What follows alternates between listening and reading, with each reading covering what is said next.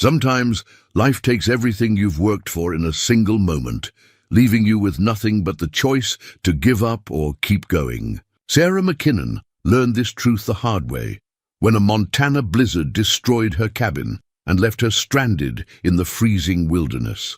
The winter of 1887 was brutal, and Sarah faced death alone in the snow. Her small homestead had crumbled under the storm's weight. With frostbite setting in and no shelter for miles, she prepared to surrender to the cold. Then Ezra Coleman appeared through the white. He'd lived alone in these mountains for 15 years, avoiding people and the memories that haunted him. But something about Sarah's quiet strength made him offer what he'd never given another soul, his help. Two strangers, both running from their past, found themselves sharing one small cabin as the worst storm in decades raged outside. What neither expected was how saving each other would change everything they thought they knew about trust, hope, and second chances. What happens when two broken people discover they're exactly what the other needs to heal. Before we jump back in, tell us where you're tuning in from. And if this story touches you, make sure you're subscribed, because tomorrow I've saved something extra special for you. 3 days before the storm that would change everything, Sarah McKinnon stood in her modest cabin doorway, watching the morning sun paint the Montana peaks in shades of gold and rose. The sight never failed to stir something deep in her chest, a mixture of awe and loneliness that had become her constant companion since Thomas died 2 winters past. Her hands, roughened by 2 years of work that should have belonged to a man, gripped the doorframe as she surveyed her small kingdom. 20 acres of stubborn mountain soil, a vegetable garden that fought her every season, and a handful of chickens that somehow managed to lay eggs despite the harsh conditions. It wasn't much, but it was hers. More importantly, it was theirs. The life she and Thomas had dreamed of building together in these unforgiving but beautiful mountains. "You'd be proud of me, wouldn't you, Thomas?" she whispered to the crisp morning air, her breath forming small clouds that dissipated quickly in the dry atmosphere. "Still here? Still fighting?" The words carried no response, save the distant call of a hawk circling overhead, but Sarah had long since stopped expecting answers from the dead. What mattered was that she could still hear his voice in her memory, still feel the warmth of his encouragement when the mountain winters threatened to break her spirit. Inside the cabin, the hand-carved chess set that Thomas had made during their first winter together sat on the small table near the window. She'd never learned to play properly. Thomas had tried to teach her, but she'd been more interested in watching his hands move the pieces, marveling at the patience and precision he brought to everything he touched. Now the carved wooden figures stood frozen in the middle of a game they'd started but never finished. The day before the fever took him, Sarah moved through her morning routine with the practiced efficiency of someone who had learned to depend entirely on herself. Feed the chickens, milk the goat, check the small root cellar where her carefully preserved vegetables would carry her through another winter. Each task was performed with deliberate care. One mistake, one moment of carelessness, could mean the difference between survival and disaster in this remote corner of the territory. The nearest neighbor lived 15 miles down the mountain, a grizzled prospector named Murphy, who stopped by twice a year to check on the widow woman, as he called her with gruff kindness. The nearest town, Copper Falls, required a 2-day journey on horseback through treacherous mountain passes that became impassable once the heavy snows began. Sarah had made the trip exactly once since Thomas's death, to buy supplies and collect the handful of letters that occasionally found their way to her.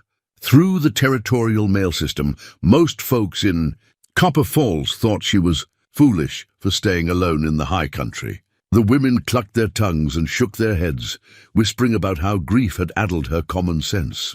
The men were more direct in their judgment, suggesting with varying degrees of politeness that a woman alone in such a place was either asking for trouble or simply waiting to die. What they didn't understand, what no one seemed to understand, was that leaving would mean abandoning the only place where Thomas still felt real to her.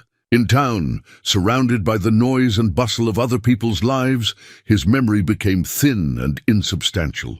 But here, in the cabin he'd built with his own hands, she could still feel his presence in every carefully fitted log, every precisely mortised joint. The afternoon brought the first signs of the approaching storm. Sarah had learned to read the mountain weather with the same attention she'd once paid to her husband's moods. The way the wind shifted from the northwest, carrying the scent of snow and ice from the high peaks. The peculiar quality of the light that seemed to flatten and dim even as the sun remained visible. The behavior of the animals, the way the chickens huddled closer together, the goats' restless bleating, the absence of bird song from the surrounding pines. By evening, she was certain, this wouldn't be an ordinary storm. The pressure in her bones told her so, the deep, aching sensation she'd learned to trust more than any barometer. Thomas had felt it too, claiming he could predict the weather 3 days out just by the way his old cavalry wound throbbed. Sarah spent the evening reinforcing the cabin as best she could.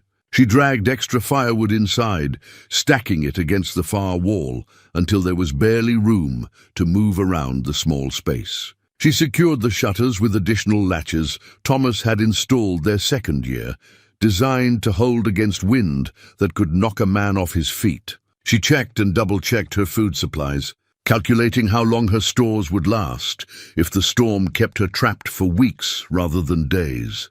The photograph of Thomas, worn soft at the edges from handling, sat propped against the wooden cross he'd carved for their first Christmas together. In the image, captured by a traveling photographer who'd passed through Copper Falls the summer they were married, Thomas stood beside her with his hand on her shoulder, his face serious, but his eyes warm with the quiet happiness that had defined their brief life together.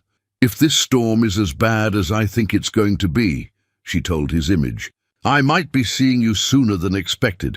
But even as she spoke the words, Sarah knew they weren't true. She'd fought too hard for too long to give up now, storm or no storm. Whatever was coming, she would face it the same way she'd faced every challenge since Thomas died, with stubborn determination and the quiet strength that had surprised everyone, including herself. 20 miles up the mountain, in a cabin twice the size of Sarah's, but containing only one occupant, Ezra Coleman was making similar preparations for the approaching storm.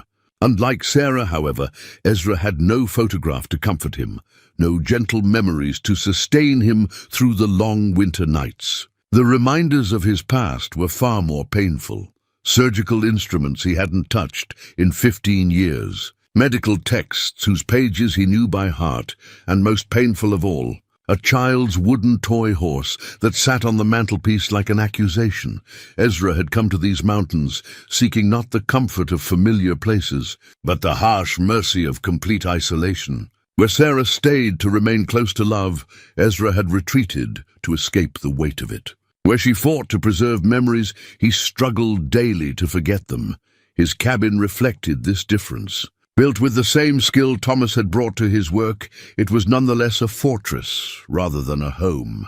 Heavy shutters that could turn the building into a windowless bunker. Food stores that could sustain him for months without resupply. Weapons maintained with military precision, though the only enemies he expected to face were the wolves and bears that occasionally tested his boundaries.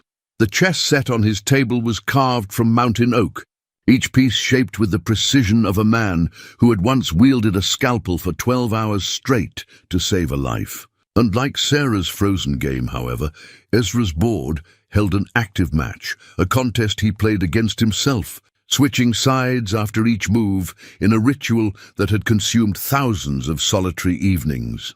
As the wind began to howl through the surrounding pines, carrying with it the promise of the storm to come, neither Sarah nor Ezra could have imagined that their separate paths through grief and isolation were about to intersect.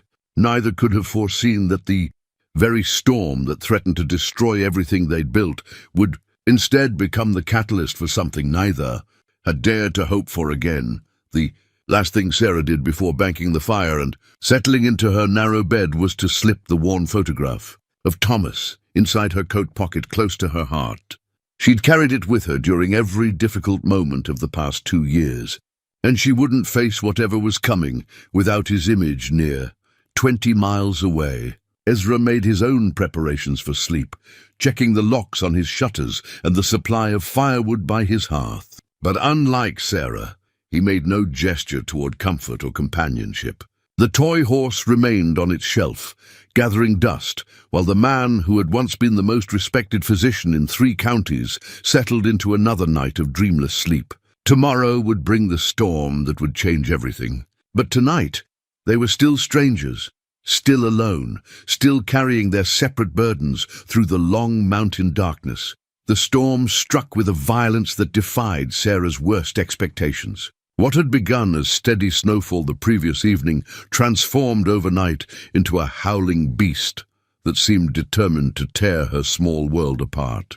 By dawn, the wind was screaming through the pines with such force that the entire cabin shook on its foundation, and snow drove sideways past the windows, in sheets so thick she couldn't see her own woodpile 10 feet away.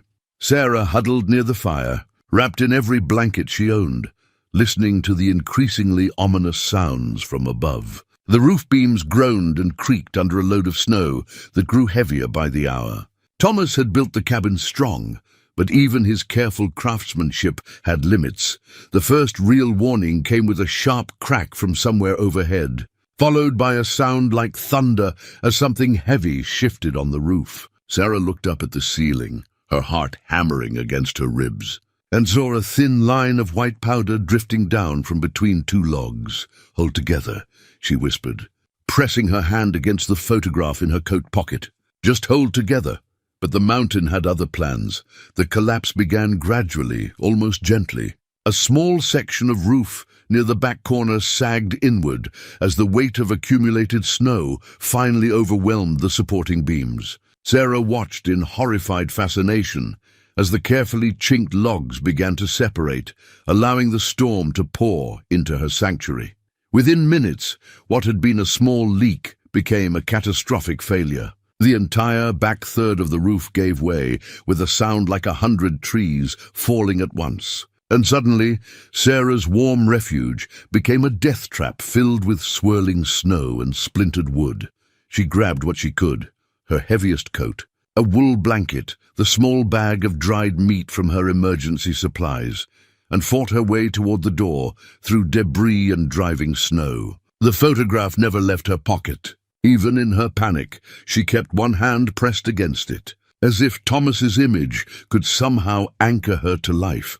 Outside, the storm was a living thing, a white monster that tried to tear the breath from her lungs and the sight from her eyes. The cold hit her like a physical blow, driving through her clothes and into her bones with shocking speed. She could feel her body temperature dropping almost immediately, her fingers and toes beginning to tingle with the first warnings of frostbite. The wreckage of her cabin offered no shelter. What remained standing was already filling with snow, and the collapsed section was completely impassable. Sarah turned her back to the wind and tried to think through the growing fog of cold and fear that clouded her mind. The nearest shelter was Murphy's cabin, 15 miles down the mountain, impossible to reach in these conditions, even if she'd had snowshoes and perfect visibility. There was nowhere to go, no help coming, no way to survive the night without protection from the wind and cold.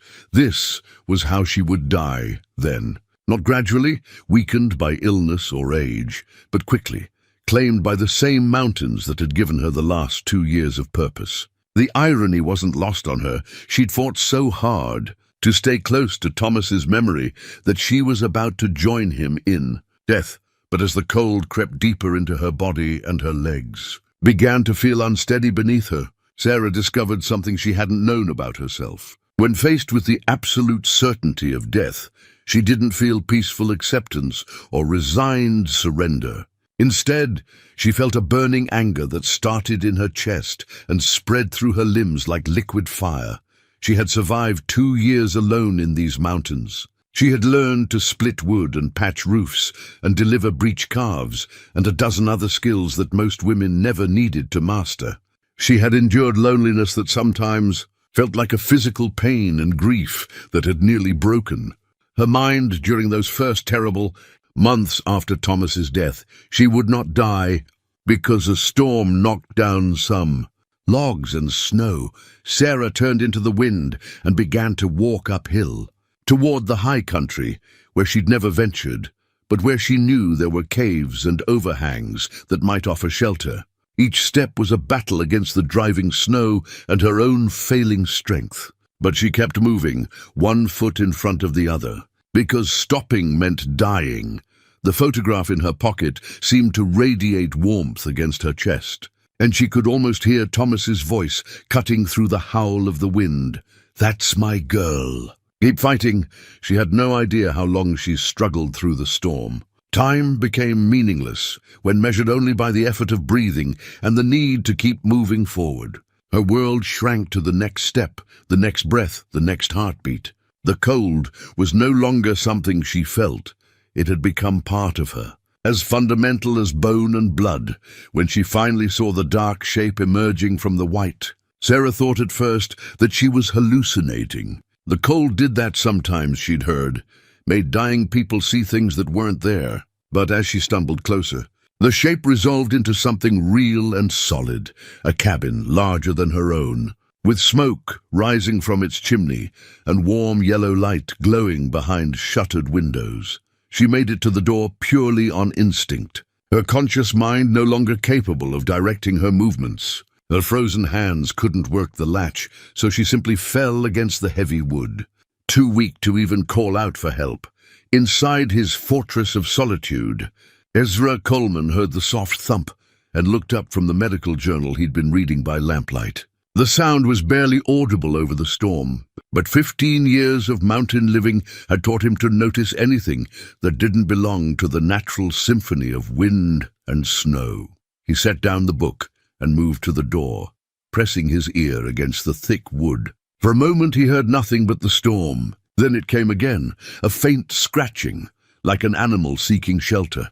Ezra's first instinct was to ignore it. Mountain storms brought all sorts of desperate creatures to his door, and he'd learned long ago that getting involved with the troubles of others led only to pain. But something about the sound troubled him. It was too deliberate to be an animal, too weak to be a threat. Against his better judgment, he lifted the heavy bar that secured the door and cracked it open just wide enough to peer outside.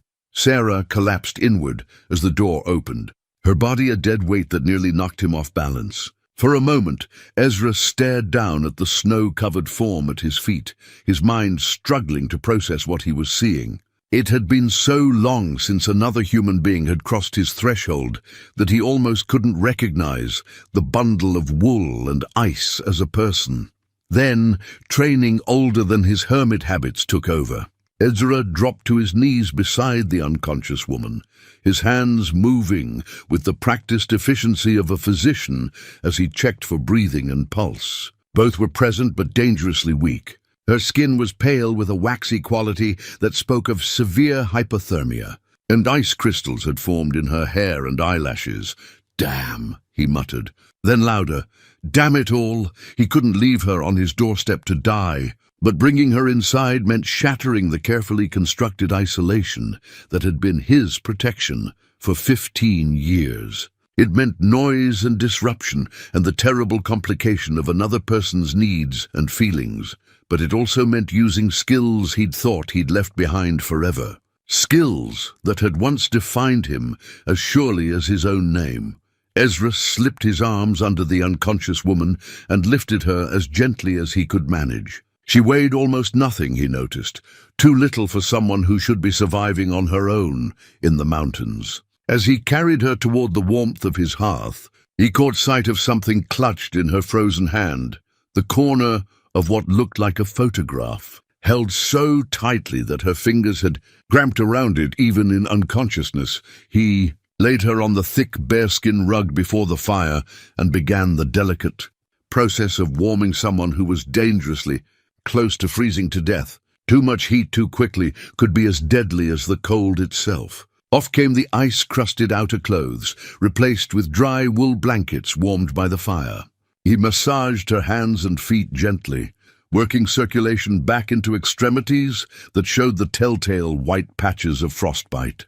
As he worked, Ezra found himself studying the woman's face. Even unconscious and blue with cold, she had a quality of quiet strength that reminded him of someone, though he couldn't place who. Her features were fine but weathered by mountain sun and wind, and there were calluses on her hands that spoke of hard physical work. The photograph was still clutched in her right hand, and after a moment's hesitation, Ezra gently pried her fingers open to examine it. The image was worn soft with handling, a young couple standing together. The woman clearly the same person now lying unconscious in his cabin. The man tall and serious-looking with carpenter's hands. A husband, then. Or at least someone who had been important enough for her to carry his image, even as she faced death in a blizzard. Ezra set the photograph on the mantelpiece where she would see it when she woke, then returned to his patient. Her breathing was stronger now, and some color was returning to her cheeks. She would live, assuming she didn't develop pneumonia or lose toes to frostbite. But she would also be his responsibility for however long the storm lasted, and possibly longer if her recovery was complicated. As if responding to his thoughts, the woman's eyes fluttered open. They were brown, he noticed, the color of good earth, and they held a clarity that surprised him. She wasn't delirious or confused as he'd expected someone in her condition to be. "Where?" she began, then stopped as she took in her surroundings. The unfamiliar cabin, the bearded stranger kneeling beside her, the medical bag open on the floor nearby with its array of instruments and bottles. "You're safe," Ezra said quietly, the words feeling strange in his mouth after so many years of silence. "You collapsed at my door during the storm. You were nearly frozen to death." Sarah's hand moved automatically to her coat pocket, then stopped as she realized she was no longer wearing her own clothes. Panic flared in her eyes as she looked around wildly.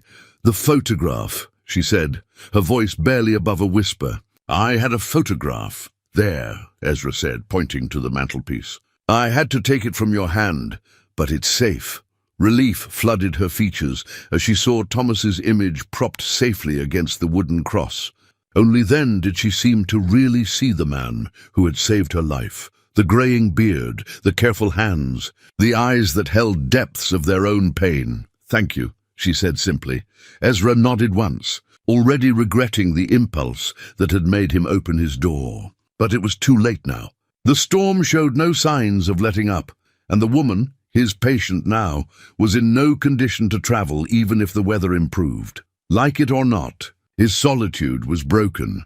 Sarah woke to the smell of coffee and the sound of wood being split outside. For a moment, disorientation clouded her thoughts. The ceiling above her was wrong, the walls unfamiliar, and the bed beneath her far more comfortable than the narrow cot she'd grown accustomed to in her own cabin. Then memory returned in a rush. The collapse, the desperate flight through the storm, the bearded stranger who had pulled her back from the edge of death. She sat up carefully, testing her body's responses. Her fingers and toes tingled with a burning sensation that told her she'd come close to serious frostbite, but everything seemed to be working properly. The cabin around her was a study in contradictions. On one hand, it was clearly the home of a man who valued solitude. Everything had its place, from the precisely arranged medical instruments to the books lined up with military precision on their shelves. But there were also signs of a life once lived differently.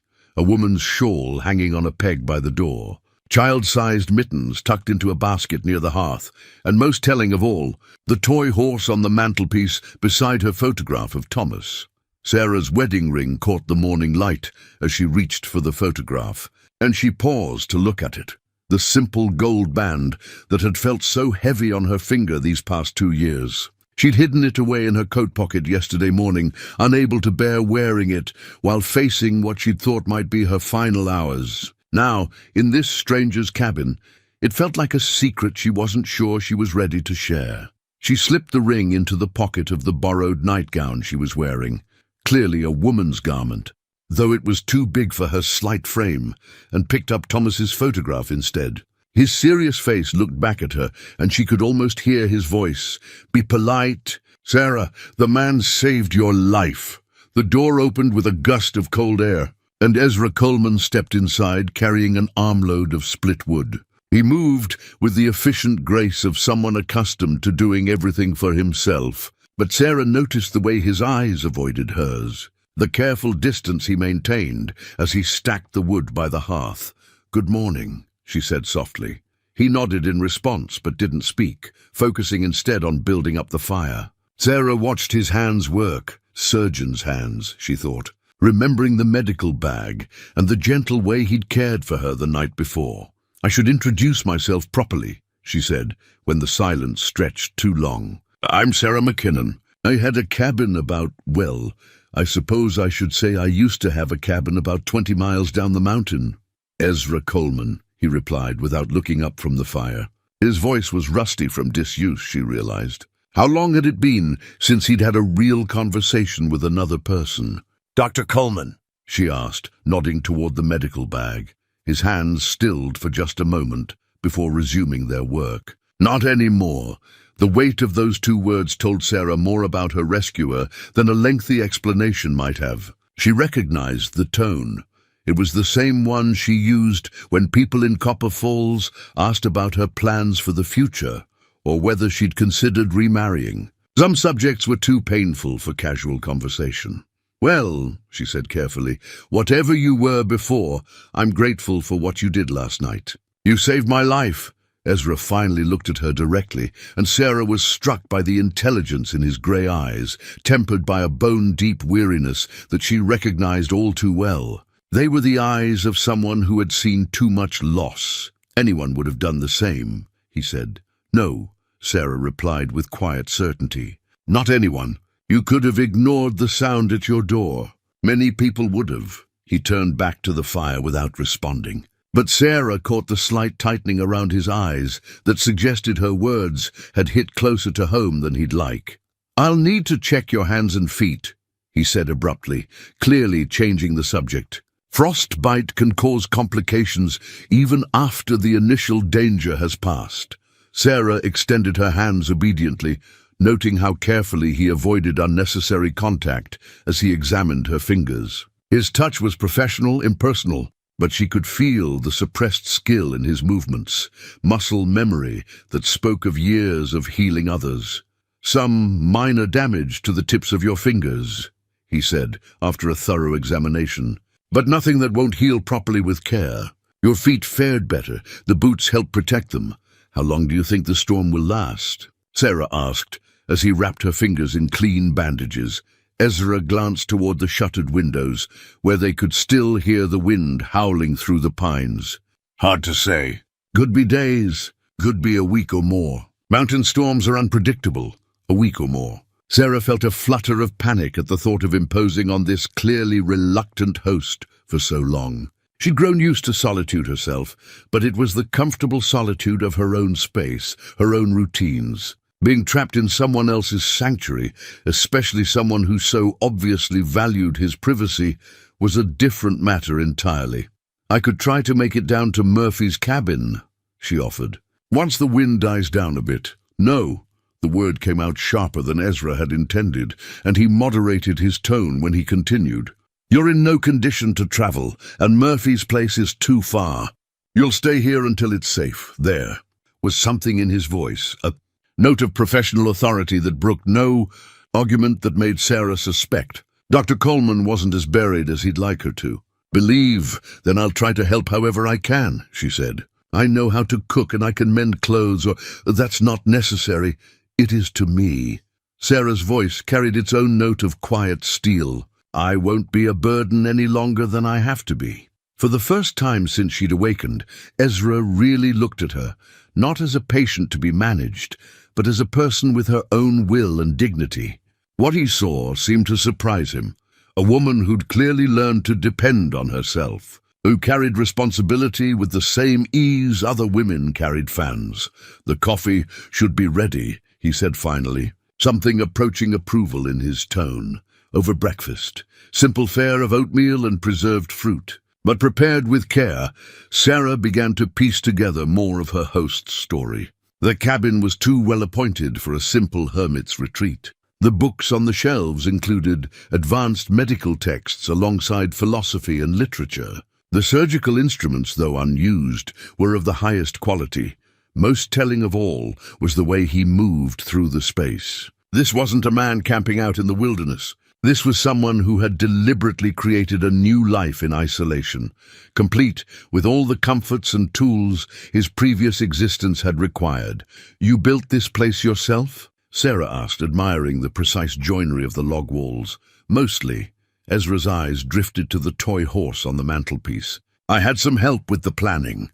Sarah followed his gaze and understood. The woman's shawl, the child's mittens, the oversized nightgown she was wearing. This cabin had been built for a family that was no longer here. "I'm sorry," she said quietly.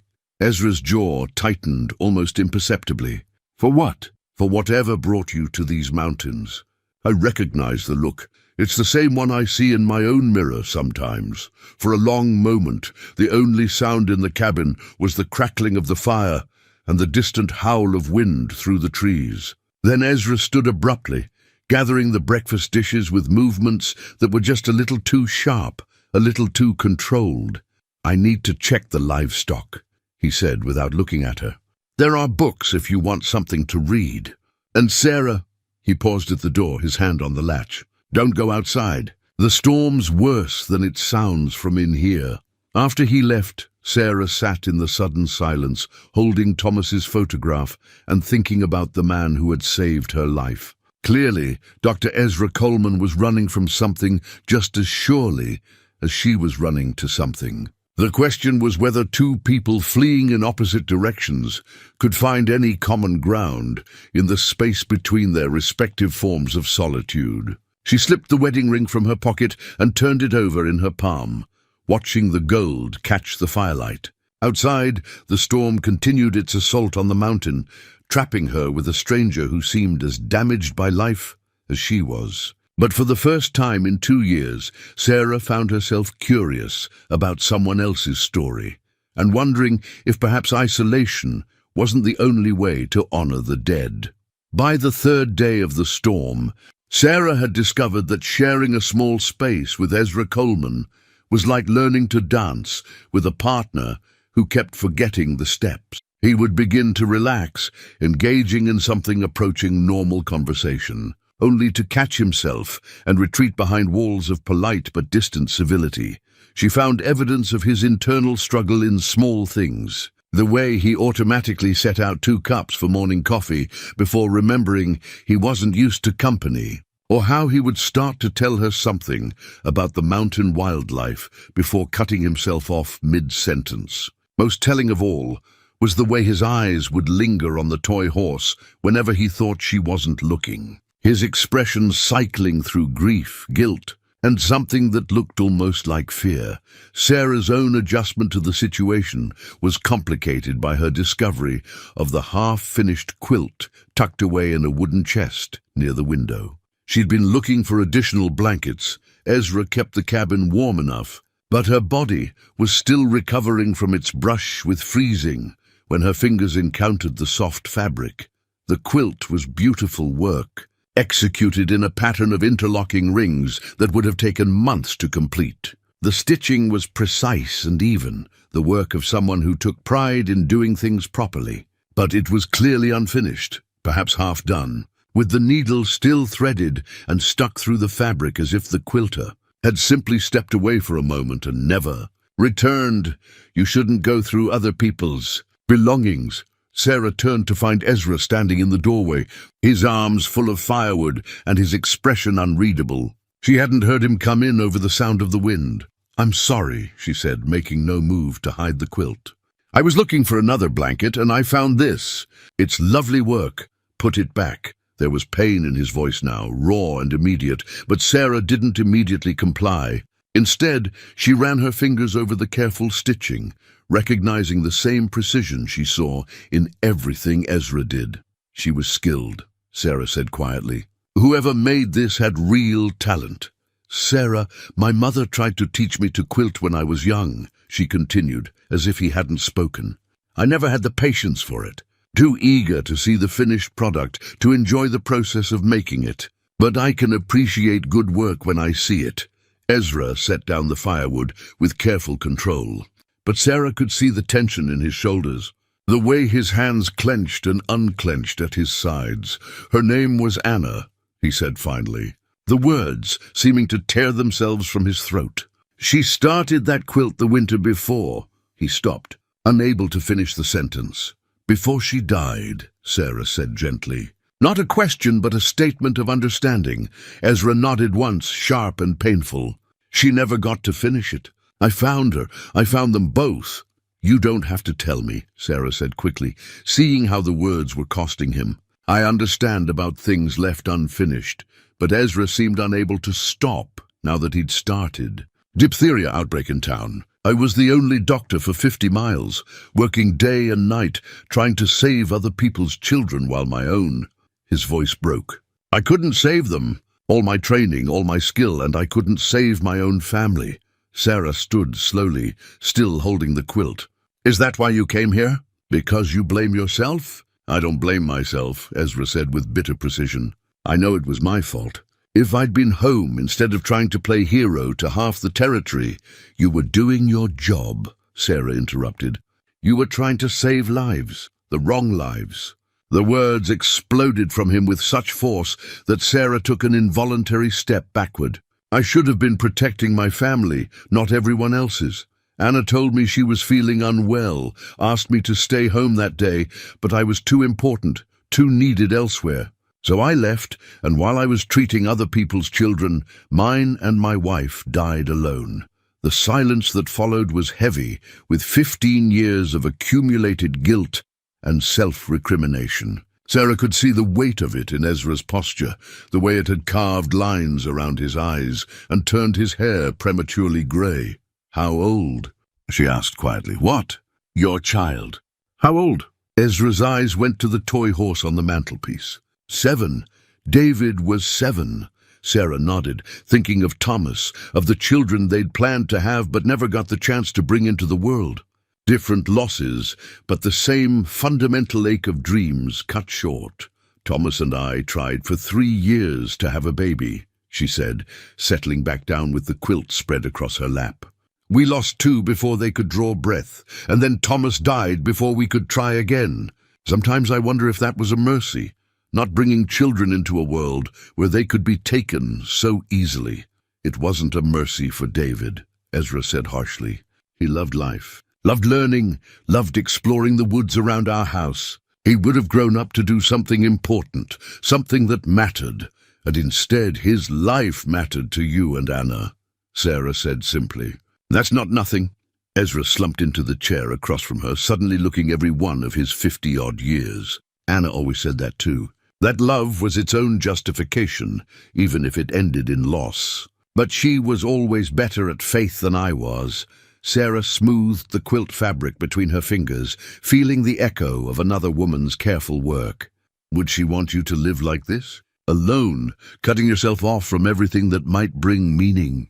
She'd want me to be happy, Ezra admitted. But I don't know how to be that anymore. I don't even know if I deserve to be.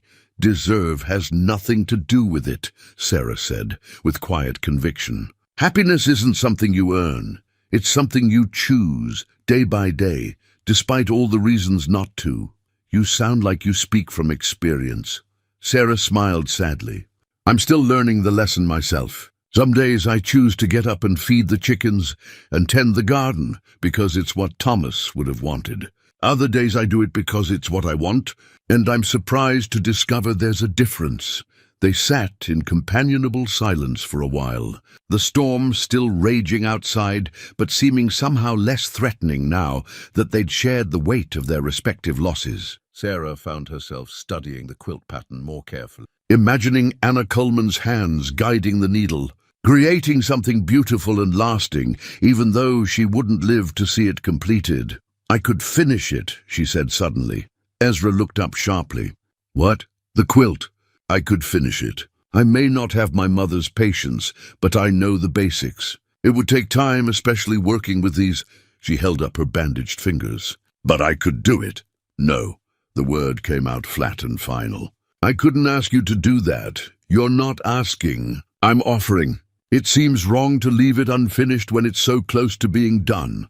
Ezra stared at the quilt as if it were a live thing, dangerous and unpredictable. Why would you want to do that? Sarah considered the question seriously. Because someone put love into every stitch, and that deserves to be honored. Because beautiful things shouldn't be left incomplete if there's a way to finish them. And because... She hesitated, then continued with complete honesty. Because I need something to do with my hands while I'm trapped here, and this feels more worthwhile than reading all your medical journals. Despite himself, Ezra's mouth quirked upward at that. You've been reading my medical journals? Just the ones about mountain medicine and cold weather injuries? Professional interest, you might say. Sarah's own smile was wry. Amazing how much there is to learn about the various ways isolation and harsh weather can kill you. And yet you stayed alone in these mountains for 2 years. And yet you've stayed alone for 15, Sarah countered. We're both either very brave or very foolish, or very stubborn, Ezra suggested. That too. Another comfortable silence fell between them, broken only by the crackling of the fire and the omnipresent sound of wind and snow outside. Sarah found herself thinking about the careful way Ezra had cared for her injuries, the professional competence that he couldn't quite hide, despite his claims of no longer being a doctor. You miss it, she said. The medicine. It wasn't a question, and Ezra didn't pretend to misunderstand. Some parts of it. The puzzle of diagnosis, the satisfaction of helping someone heal, but not... He stopped, unable or unwilling to finish the thought. Not the responsibility, Sarah said softly. Not having other people's lives in your hands. Ezra nodded, his expression distant. Every decision I made affected someone else's future. Every mistake could mean death or permanent disability.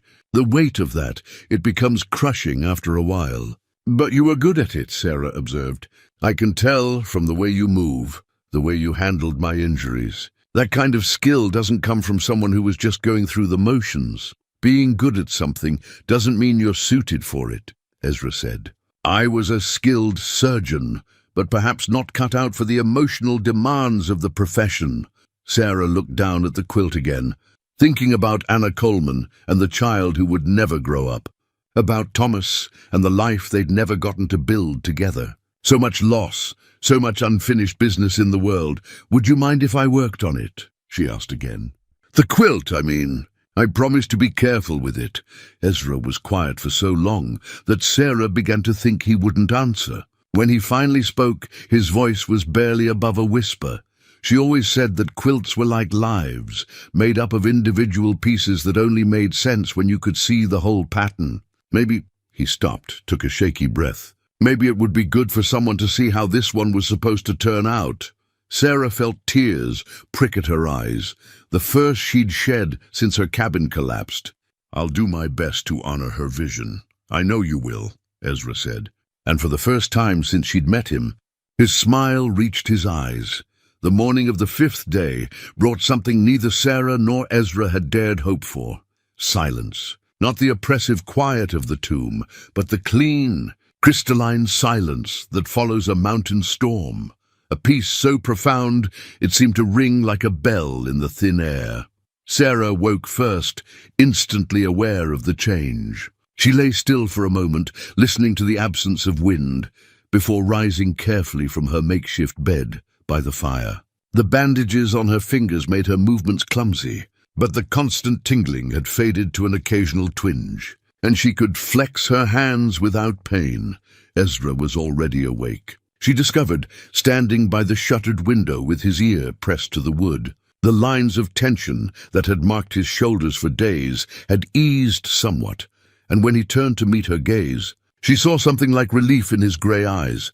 Storms past, he said unnecessarily. Should we look outside? Ezra nodded and moved to unbar the shutters. The wooden panels swung open to reveal a world transformed into something from a fairy tale. Snow had drifted against the cabin walls to a height of nearly 4 feet, creating smooth, sculptural curves that caught and reflected the morning light like spun silver.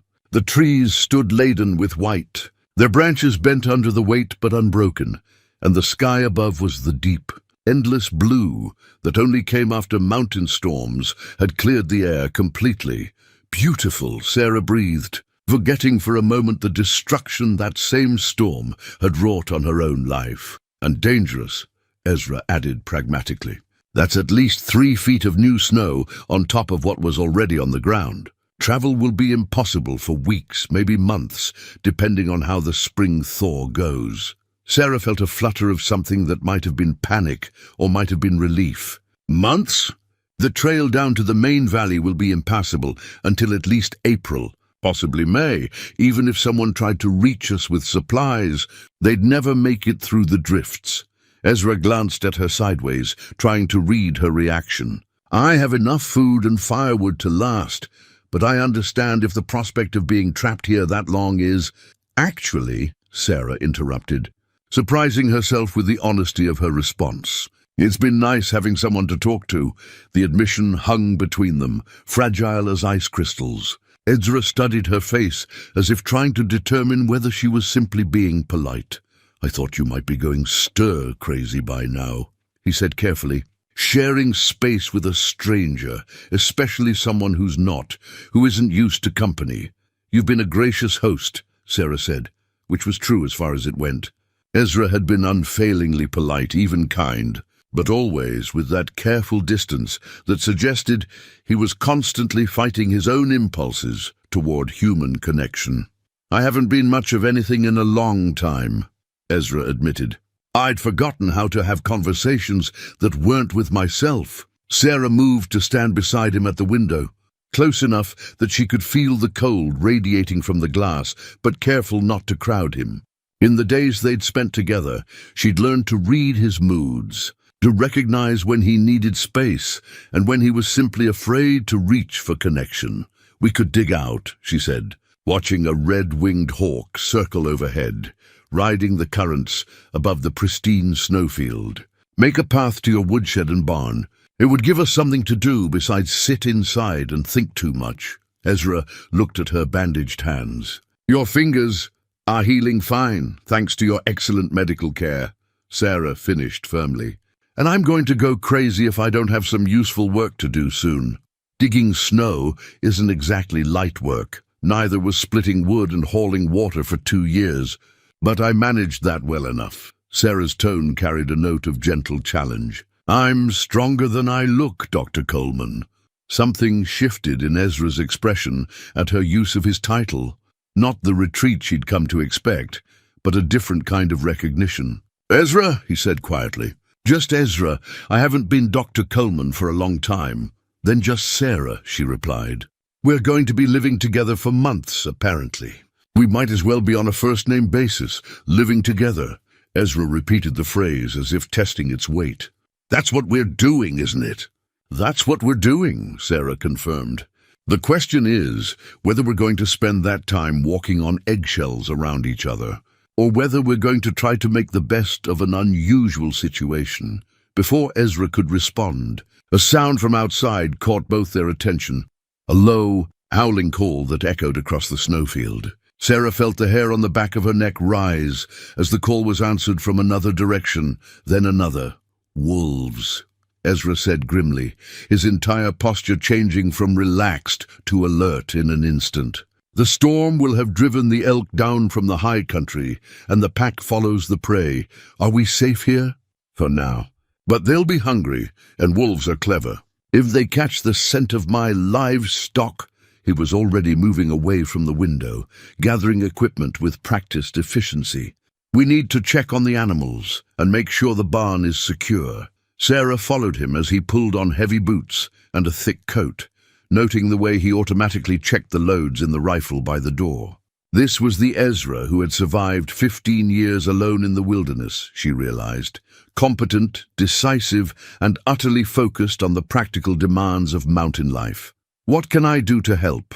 Ezra paused in his preparations to look at her, really look at her, as if seeing her clearly for the first time. What he saw seemed to satisfy him, because he nodded and reached for a second coat hanging by the door.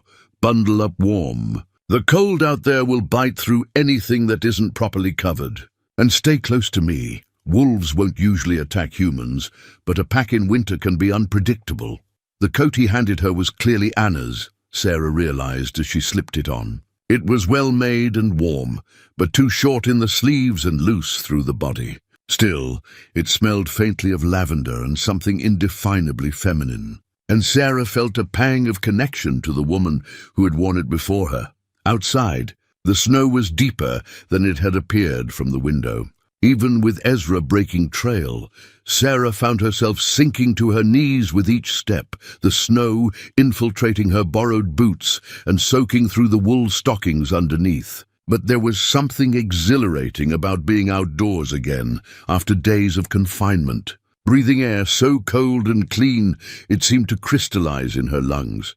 The barn was a sturdy structure built into the hillside behind the cabin, its roof steep enough to shed snow and its walls thick enough to retain heat. Inside, Sarah could hear the restless movements of animals made nervous by the wolf calls that continued to echo across the valley.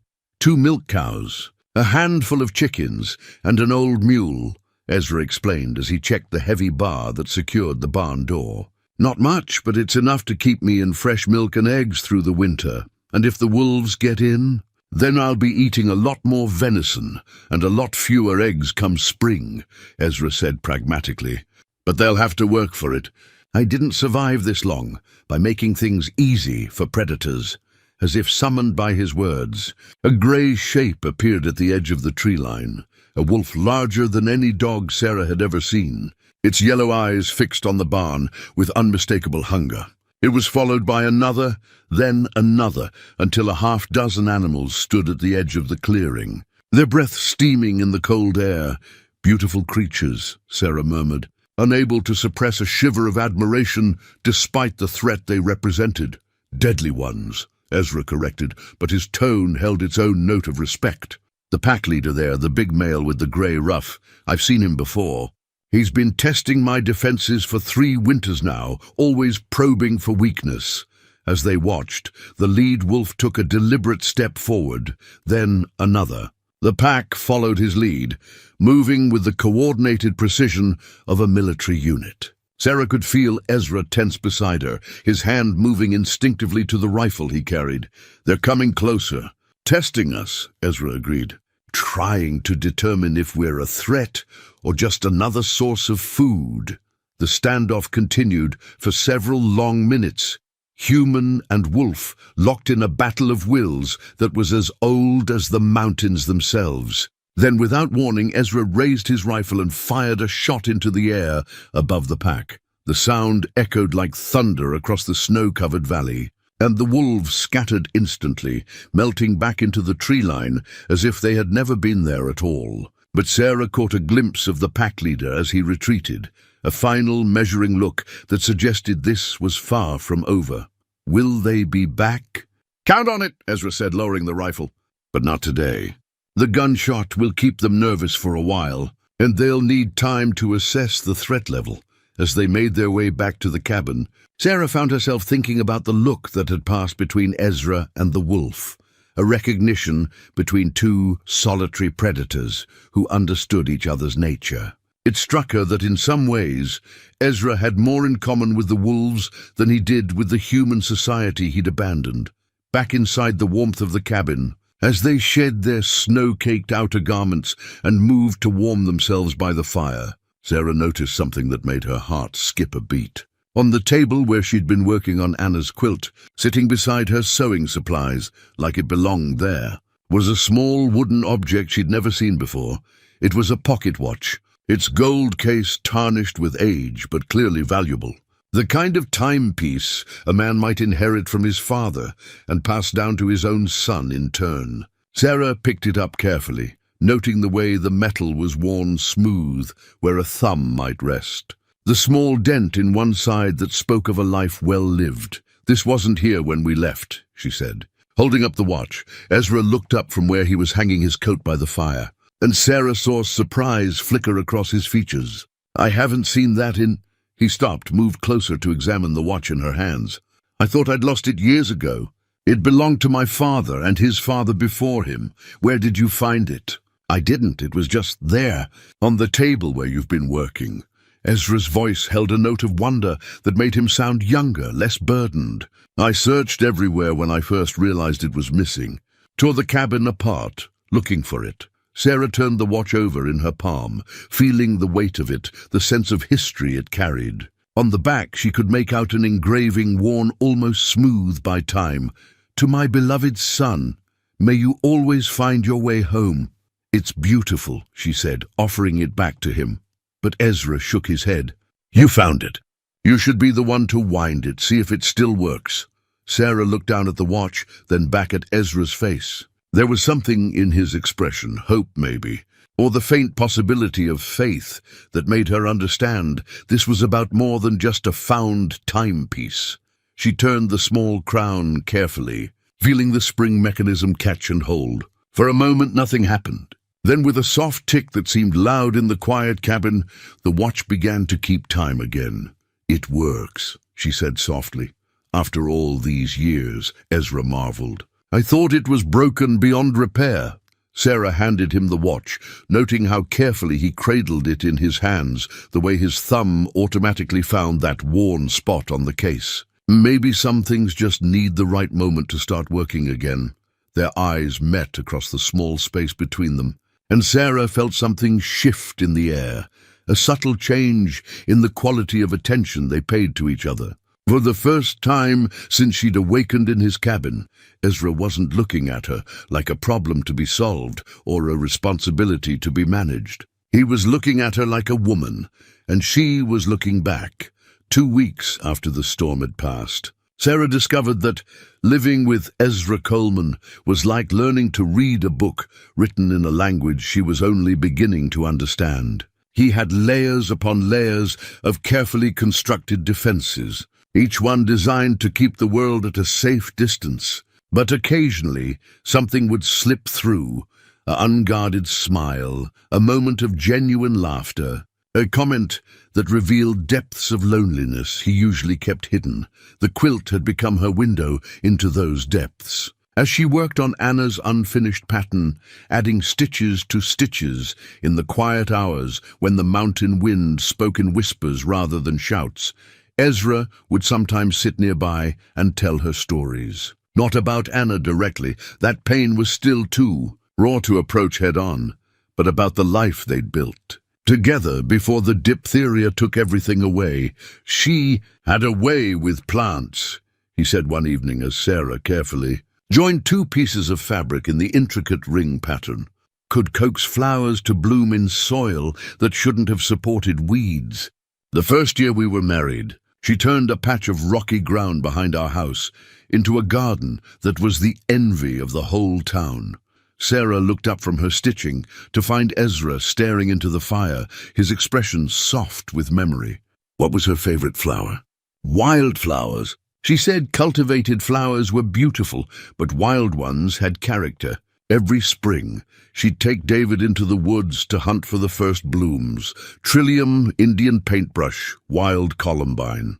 She'd press the best specimens between the pages of books. Do you still have them? The pressed flowers? Ezra nodded toward the shelf of medical texts. Scattered through those journals like bookmarks. I used to find them when I was studying, little reminders of beauty in the middle of anatomy diagrams and disease classifications. Sarah felt her heart contract with sympathy. How hard it must have been for him, in those first terrible months after their deaths, to open a book and find those tangible reminders of Anna's gentle presence everywhere. "Would you show me?" she asked softly. For a moment she thought he would refuse. The request was too intimate, too much like asking him to open old wounds for her inspection. But after a long pause, Ezra rose and pulled one of the journals from the shelf, a thick volume on surgical procedures that looked well used. He flipped through the pages until he found what he was looking for, then held the book open so Sarah could see. There, pressed between descriptions of battlefield amputations and emergency surgery techniques, was a perfect wild columbine, its delicate blue and white petals still intact after 15 years, still holding the ghost of their original color. "Beautiful," Sarah breathed. struck by the contrast between the flower's fragile beauty and the harsh medical realities surrounding it. She always said beauty could survive anywhere if you were determined enough to preserve it, Ezra said, his voice barely above a whisper. Even in the darkest places. Sarah looked from the pressed flower to Ezra's face, seeing in his expression the same careful preservation, a man trying to keep something beautiful alive in the darkness of his own grief. She sounds like she was wise. Wiser than me, Ezra admitted. I was always so focused on fixing things, on solving problems through knowledge and skill. Anna understood that some things couldn't be fixed, only accepted and treasured for what they were. Is that why you became a hermit? Because you couldn't fix what happened to them? Ezra closed the book carefully, his hands gentle with its weight. I became a hermit because I couldn't face the possibility of failing someone else the way I failed them. Up here alone, the only person I can hurt with my limitations is myself. But you saved me, Sarah pointed out. When I collapsed at your door, you didn't hesitate to help. Your instincts were to heal, not to protect yourself. That was different. You were already dying. There was nothing to lose. There was everything to lose, Sarah said with quiet conviction. Your solitude, your carefully constructed isolation, your protection from caring about another person's fate. You gave all of that up the moment you opened your door. Ezra looked at her sharply, as if she'd identified something he hadn't fully realized himself. I suppose I did. Why? I don't know, he admitted. Instinct, maybe. Or maybe I was just tired of being alone with my ghosts. The honesty of the admission hung between them, like a bridge neither was quite ready to cross. Sarah bent back to her stitching, giving Ezra space to retreat if he needed to, but also leaving the door open for him to continue. What about you? He asked after a moment. What kept you in those mountains alone for 2 years? It couldn't have been easy, a woman managing a homestead by herself. It wasn't easy, Sarah confirmed, her needle moving in steady, meditative strokes. But it was honest work, and it kept me close to the life Thomas and I had planned together. Every improvement I made to the place, every challenge I overcame, it felt like I was completing something we'd started. Even when it was dangerous? Even when you must have been lonely? Sarah paused in her sewing to consider the question seriously. The loneliness was the hardest part. Not the physical solitude, I actually came to enjoy that. But the emotional isolation, the sense that no one else understood why I needed to stay, why I couldn't just move to town and start over like a sensible widow should. People didn't understand. People meant well, Sarah said diplomatically. But they couldn't see past the practical difficulties to understand what I was fighting to preserve. They saw a woman making foolish choices out of sentiment. I saw someone honoring a promise. What promise? Sarah's hand moved automatically to her coat pocket, where Thomas's photograph rested alongside the wedding ring she still couldn't bring herself to wear. We promised each other we'd build something lasting. A home, a life, maybe a family if we were blessed with children. When Thomas died, I felt like giving up on the homestead would be breaking faith with that promise. And now, after losing the cabin, now I'm not sure what I'm supposed to do, Sarah admitted. The life I was trying to preserve is gone, but I'm still here. I have to figure out what comes next. Ezra was quiet for a long moment, staring into the fire with an expression that suggested he was wrestling with his own version of the same question. Maybe that's what we're both doing here, he said finally. Figuring out what comes next. Maybe, Sarah agreed. Though I have to say, if someone had told me a month ago that I'd be spending the winter sharing a cabin with a hermit doctor while learning to finish another woman's quilt, I'd have thought they were telling stories. Life has a way of taking unexpected turns, Ezra observed. That it does. Sarah held up the section of quilt she'd been working on, examining her stitches in the firelight. They weren't as perfectly even as Anna's work, but they were getting better with practice. I think I'm starting to understand her pattern, the way the rings interconnect. It's more complex than it appears at first glance. Most worthwhile things are, Ezra said. And Sarah had the sense he wasn't talking about quilting anymore, as if summoned by the intimacy of the moment. The wolf pack announced its presence with a chorus of howls that echoed across the snow-covered valley. Sarah looked up from her sewing to find Ezra already moving toward the rifle, his face set in lines of grim determination. "They're closer tonight," he said, checking the weapon's load with practiced efficiency. "How can you tell?" "The sound carries differently when they're near the cabin. We'll need to check the barn again, make sure the animals are secure." But as they moved toward the door, prepared to venture out into the cold night, a new sound stopped them both in their tracks. It wasn't the howl of a hunting pack or the rustle of wind through snow-laden pines. It was the sharp crack of breaking wood, followed by a distinctly human cry of pain and alarm. "Someone's out there," Sarah said unnecessarily. Ezra was already reaching for his heaviest coat, his expression grim with the knowledge of what exposure meant in these temperatures. "Stay inside. Draw the door behind me, and don't open it for anyone but me. You can't go out there alone." "I can and I will," Ezra cut her off with quiet authority. "This is exactly the kind of situation I came here to avoid. But I won't let someone die on my doorstep because I'm too much of a coward to help." Before Sarah could argue further, he was gone, swallowed up by the darkness beyond the door.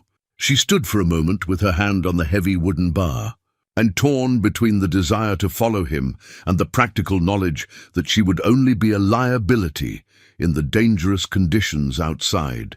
Instead, she moved to the window and pressed her face to the cold glass, trying to make out shapes in the snow-reflected moonlight. She could see Ezra's lantern bobbing across the clearing, hear voices calling to each other in the distance. But the details were lost in darkness and blowing snow. It seemed like hours before the door opened again, though Sarah's newly repaired pocket watch told her it had been less than 30 minutes. Ezra stumbled inside, supporting a figure wrapped in blankets, followed by 2 more people who moved with the careful steps of those who had pushed themselves to the very edge of endurance. "Travelers," Ezra said tersely as Sarah hurried to help. "Got caught in an avalanche coming down the pass. One's got a broken leg. The others are hypothermic." Sarah looked at the 3 strangers now filling Ezra's carefully ordered sanctuary and felt the foundations of their isolated world shifting beneath her feet. Whatever fragile equilibrium she and Ezra had been building together, it was about to be tested in ways neither of them had anticipated. The 3 travelers turned out to be a family, a man, his wife, and their teenage son, who had been attempting to reach relatives in Copper Falls when the avalanche caught them. The father, a stocky man named Henrik Larsson, had a compound fracture of his left leg that required immediate attention. His wife, Ingrid, and their son, Lars, were suffering from moderate hypothermia but would recover with warmth and rest.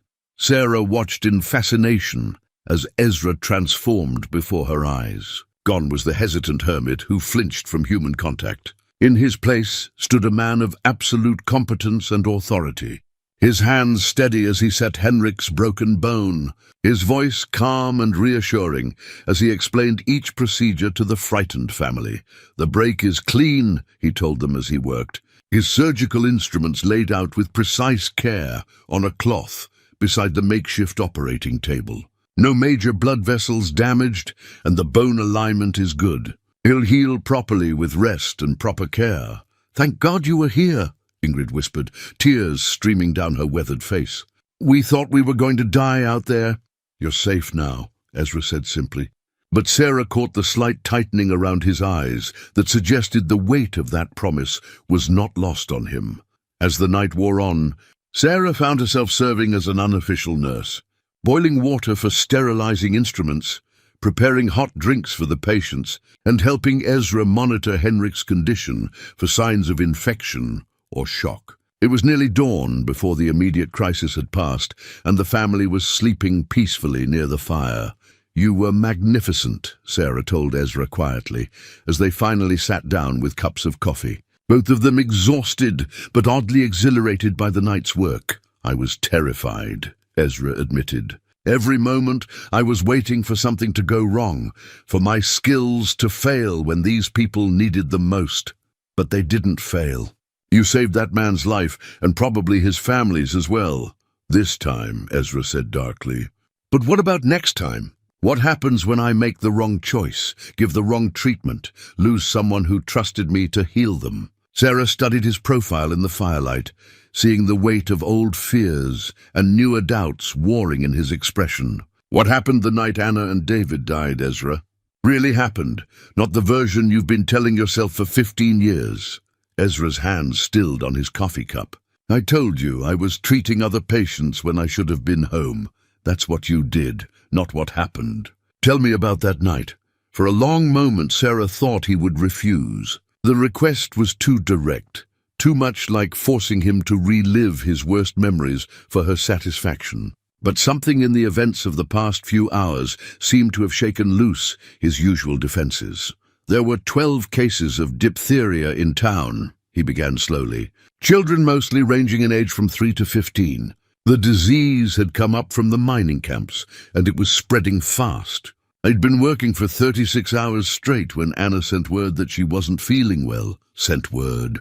She didn't come to see you herself? She was afraid of spreading infection if she was coming down with something. Always thinking of others, always careful not to add to my burdens. Ezra's voice cracked slightly. I sent back a message saying I'd be home as soon as I finished with the Henderson boy. He was the worst case, barely breathing, needed constant monitoring. How long did that take? 6 hours. By the time I got home, Anna was unconscious and David was... He stopped, unable to continue. Already dead, Sarah said gently. Ezra nodded, his face a mask of controlled anguish. The disease had progressed too quickly. Even if I'd been there from the first symptoms, I don't think I could have saved them. But the town, they needed someone to blame for losing 2 of their own. They blamed you? Not officially. But there were whispers, suggestions that I'd prioritize strangers over my own family. That maybe if I'd been a better doctor or a better husband, Anna and David would still be alive. Ezra set down his coffee cup with hands that trembled slightly. The worst part was... I agreed with them. Sarah felt pieces of the puzzle clicking into place. So you left. I ran, Ezra corrected with bitter honesty. Like a coward.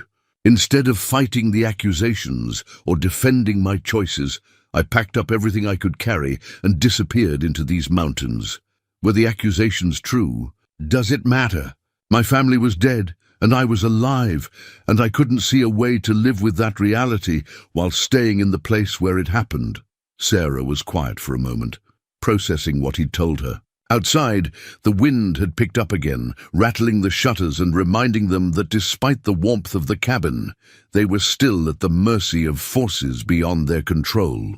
How many of the other children survived? She asked finally. What? The 12 cases you were treating when Anna fell ill. How many survived? Ezra looked puzzled by the question. 11. Only the Henderson boy died, despite everything I tried. So you saved 11 children's lives that night. But I lost my wife and son. Yes, Sarah agreed sadly. You did. But that doesn't negate the fact that 11 other families didn't have to face what you faced. 11 other children grew up, got married, had families of their own because of the choice you made to stay and treat them. It doesn't feel like enough, Ezra said quietly. It never does, Sarah replied. The weight of loss always feels heavier than the weight of lives saved. But that doesn't make your choice wrong, Ezra. It makes it heroic. Heroic. Ezra's laugh was harsh and bitter. Heroes don't abandon their communities when they're needed most. Heroes don't spend 15 years hiding from their responsibilities. Heroes are human beings who make impossible choices and then have to live with the consequences, Sarah corrected firmly. You chose to save who you could, even though it meant risking everything you loved most. That's not cowardice. That's the kind of moral courage most people never have to test. Before Ezra could respond, young Lars Larson stirred on his makeshift bed near the fire, calling out softly for his mother. Sarah moved to check on him, noting with relief that his color was much improved and his breathing was steady and strong. The doctor saved Papa's life, didn't he? The boy asked quietly when he saw Sarah kneeling beside him. Yes, Sarah said simply. He did. Papa said Dr. Coleman was the best physician in 3 territories, back before he came to the mountains. Said people used to travel for days just to have him look at their injuries. Sarah felt something cold settle in the pit of her stomach. Dr. Coleman, your father knew Ezra before tonight? Oh, yes. Everyone in Copper Falls knows about Dr. Coleman. There's even a wanted poster for him down at the marshal's office. Though Papa says most folks think it's a shame they're still looking for him after all these years. A wanted poster. Sarah's voice came out as barely a whisper. Lars nodded sleepily. For abandoning his patients during the diphtheria outbreak. Technically, it's desertion of medical duty during a public health emergency. But Papa says the charges were trumped up by folks who needed someone to blame for their losses. Sarah felt the world tilt slightly off its axis. She glanced toward Ezra, who was sitting frozen by the fire, his face pale with the realization that his carefully guarded secret had just been exposed by an innocent boy's casual conversation. Lars, she said carefully, you should rest now. Your family has been through enough for one night. The boy nodded and closed his eyes, but Sarah could see that sleep wouldn't come easily for any of them now. She rose slowly and moved back to where Ezra sat staring into the flames, his expression that of a man watching his world collapse for the second time in his life. How long have you known? He asked quietly, not looking at her.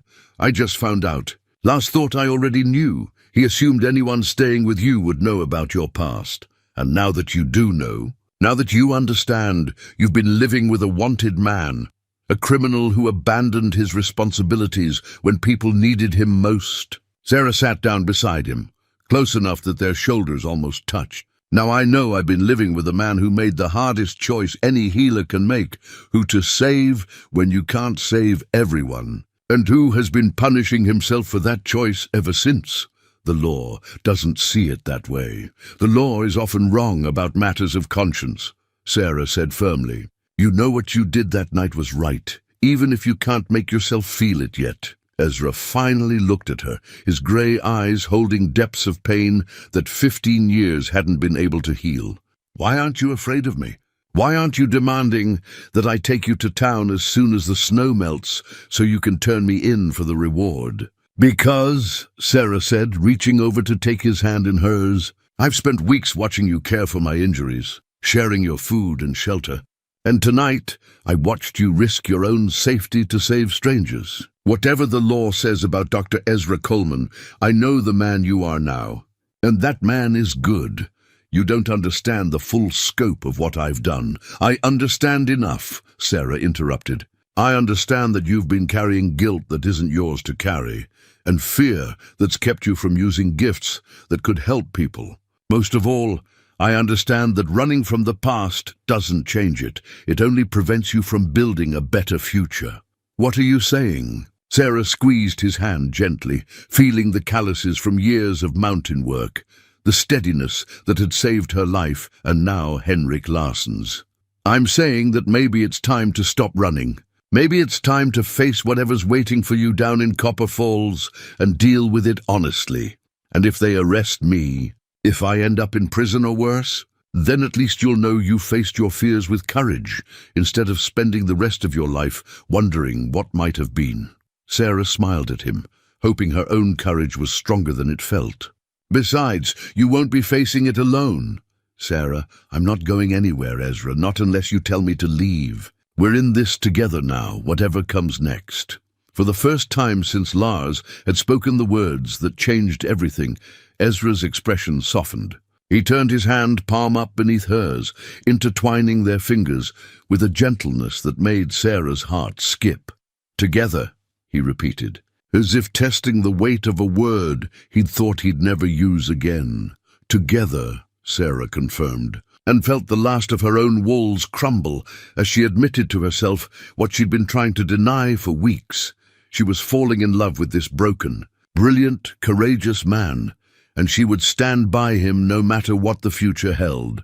The spring thaw began 3 weeks after the Larsson family's rescue, arriving with the subtle persistence of hope itself. First came the sound of dripping from the cabin's eaves, then the soft whisper of snow sliding from the pine boughs, and finally the distant music of running water as the mountain streams began to flow again beneath their winter ice.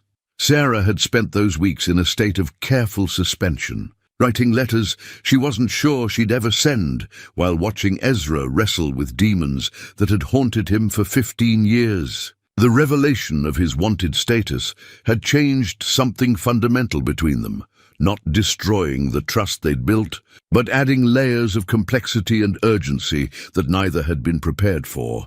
The Larson family had departed as soon as Henrik could travel, grateful and discreet, promising to say nothing about their rescuer's identity to anyone in Copper Falls, but their presence had been a reminder of the world beyond the cabin walls, the world that still held legal consequences for choices made long ago in desperation and grief. "The letter is finished," Sarah announced one morning, holding up the pages she'd been laboring over for days.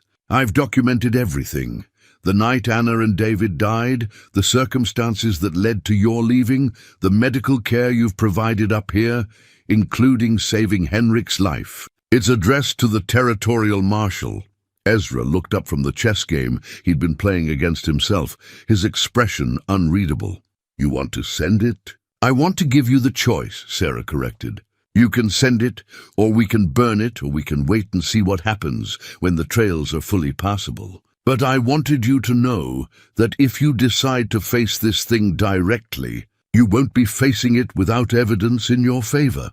Evidence that I abandoned my post during a medical emergency," Ezra said grimly. "Evidence that you made an impossible choice under extraordinary circumstances, and that the charges against you were politically motivated rather than legally sound." Sarah set the letter on the table between them, next to the chessboard where his game remained frozen in an eternal stalemate. "Evidence that you've continued to practice medicine even in exile, saving lives when the opportunity arose. And if the marshal doesn't see it that way, then at least you'll know you tried to set things right," Sarah said firmly. "And you'll know that someone believes in your innocence enough to stake her own reputation on it." Ezra studied her face with an intensity that made her pulse quicken. "Your reputation? Sarah, if you're associated with a wanted man—" "I'm already associated with a wanted man," she interrupted. "I've been living with one for months, helping him, caring for him, falling in love with him. If that's not association, I don't know what is." The words hung in the air between them, more honest than either had been prepared for. Sarah felt her cheeks flush with the admission, but she didn't look away. It was time for truth, all of it, no matter how vulnerable it made her feel. "Sarah," Ezra began, but she held up a hand to stop him. "I know this complicates things. I know you didn't ask for my feelings, and I'm not demanding anything in return. But I won't let you face this alone, and I won't pretend that what's grown between us these past months doesn't matter." Ezra was quiet for a long moment, his grey eyes searching her face as if trying to memorize every detail. When he finally spoke, his voice was rough with emotion. "I've spent 15 years believing I didn't deserve happiness, that caring for someone would only lead to more loss and guilt. But you—" He reached across the table to cover her hand with his. "You make me want to believe in second chances." "Then believe," Sarah said simply. "Believe in yourself. Believe in us. Believe that good people can overcome bad circumstances if they're brave enough to try. And if I can't clear my name, if the charges stand and I have to face consequences for what I did, then we'll face them together," Sarah said without hesitation. "I didn't survive 2 winters alone in these mountains to be frightened off by legal troubles." Ezra lifted her hand to his lips, pressing a gentle kiss to her knuckles that sent warmth racing up her arm. "I love you too, Sarah McKinnon. I tried not to, tried to keep my distance, but you're the strongest, most courageous woman I've ever known. If you're willing to stand with me, then maybe I can find the courage to stand up for myself. So we send the letter." "We send the letter," Ezra confirmed, "and then we prepare for whatever response it brings." The decision made, they spent the following days in a flurry of activity that felt almost like preparing for war.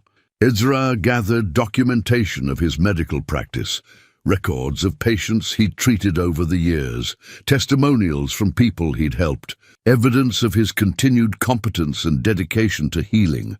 Sarah organized their defense from a different angle, writing letters to prominent citizens who might remember the diphtheria outbreak, researching territorial law regarding medical abandonment charges, and documenting the circumstances that had led to Ezra's exile. But their most important preparation was emotional. As they worked side by side, they spoke honestly about their fears and hopes, their past losses and future dreams. The artificial barriers that had once kept them carefully distant crumbled entirely, replaced by the kind of intimate partnership that Sarah had thought she'd lost forever when Thomas died. "I need to ask you something," Ezra said one evening, as they sat before the fire. The completed quilt spread across Sarah's lap like a prayer made manifest in fabric and thread. "Anything. If this goes badly, if I'm arrested or worse, what will you do?" "Where will you go?" Sarah considered the question seriously. With her cabin destroyed and no family to speak of, her options were limited. "I suppose I could rebuild on my old homestead or find work in Copper Falls. But Ezra, I'm not planning for a future without you in it." "You should," he said gently. "Just in case."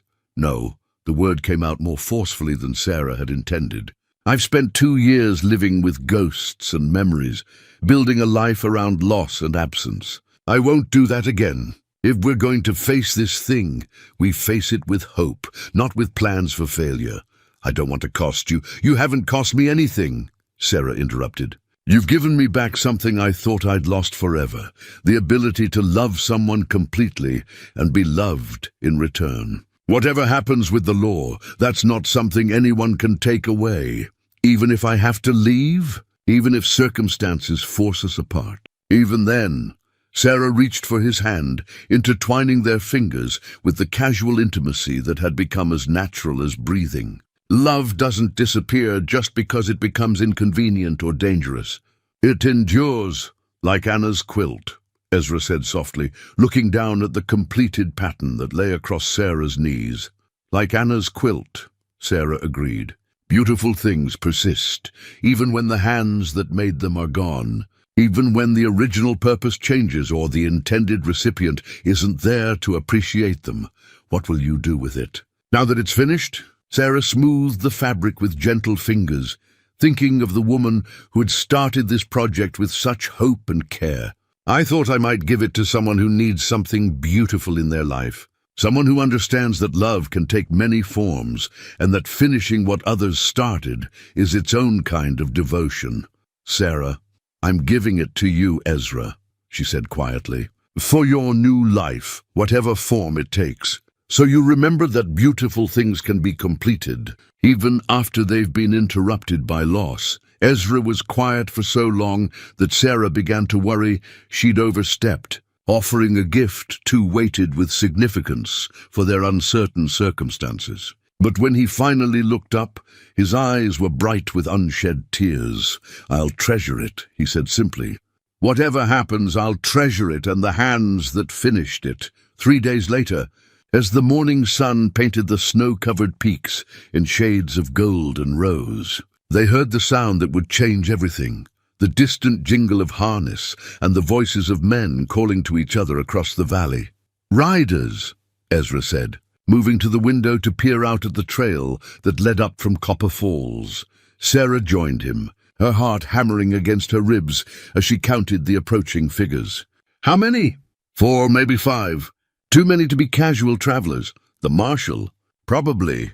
Ezra's voice was steady, but Sarah could see the tension in his shoulders, the way his hands clenched and unclenched at his sides. "It seems our letter reached its destination, or someone else told them where to find you," Sarah said grimly, thinking of the various people who had passed through the valley over the years, any one of whom might have recognized the famous Dr. Coleman and decided to collect the reward on his head.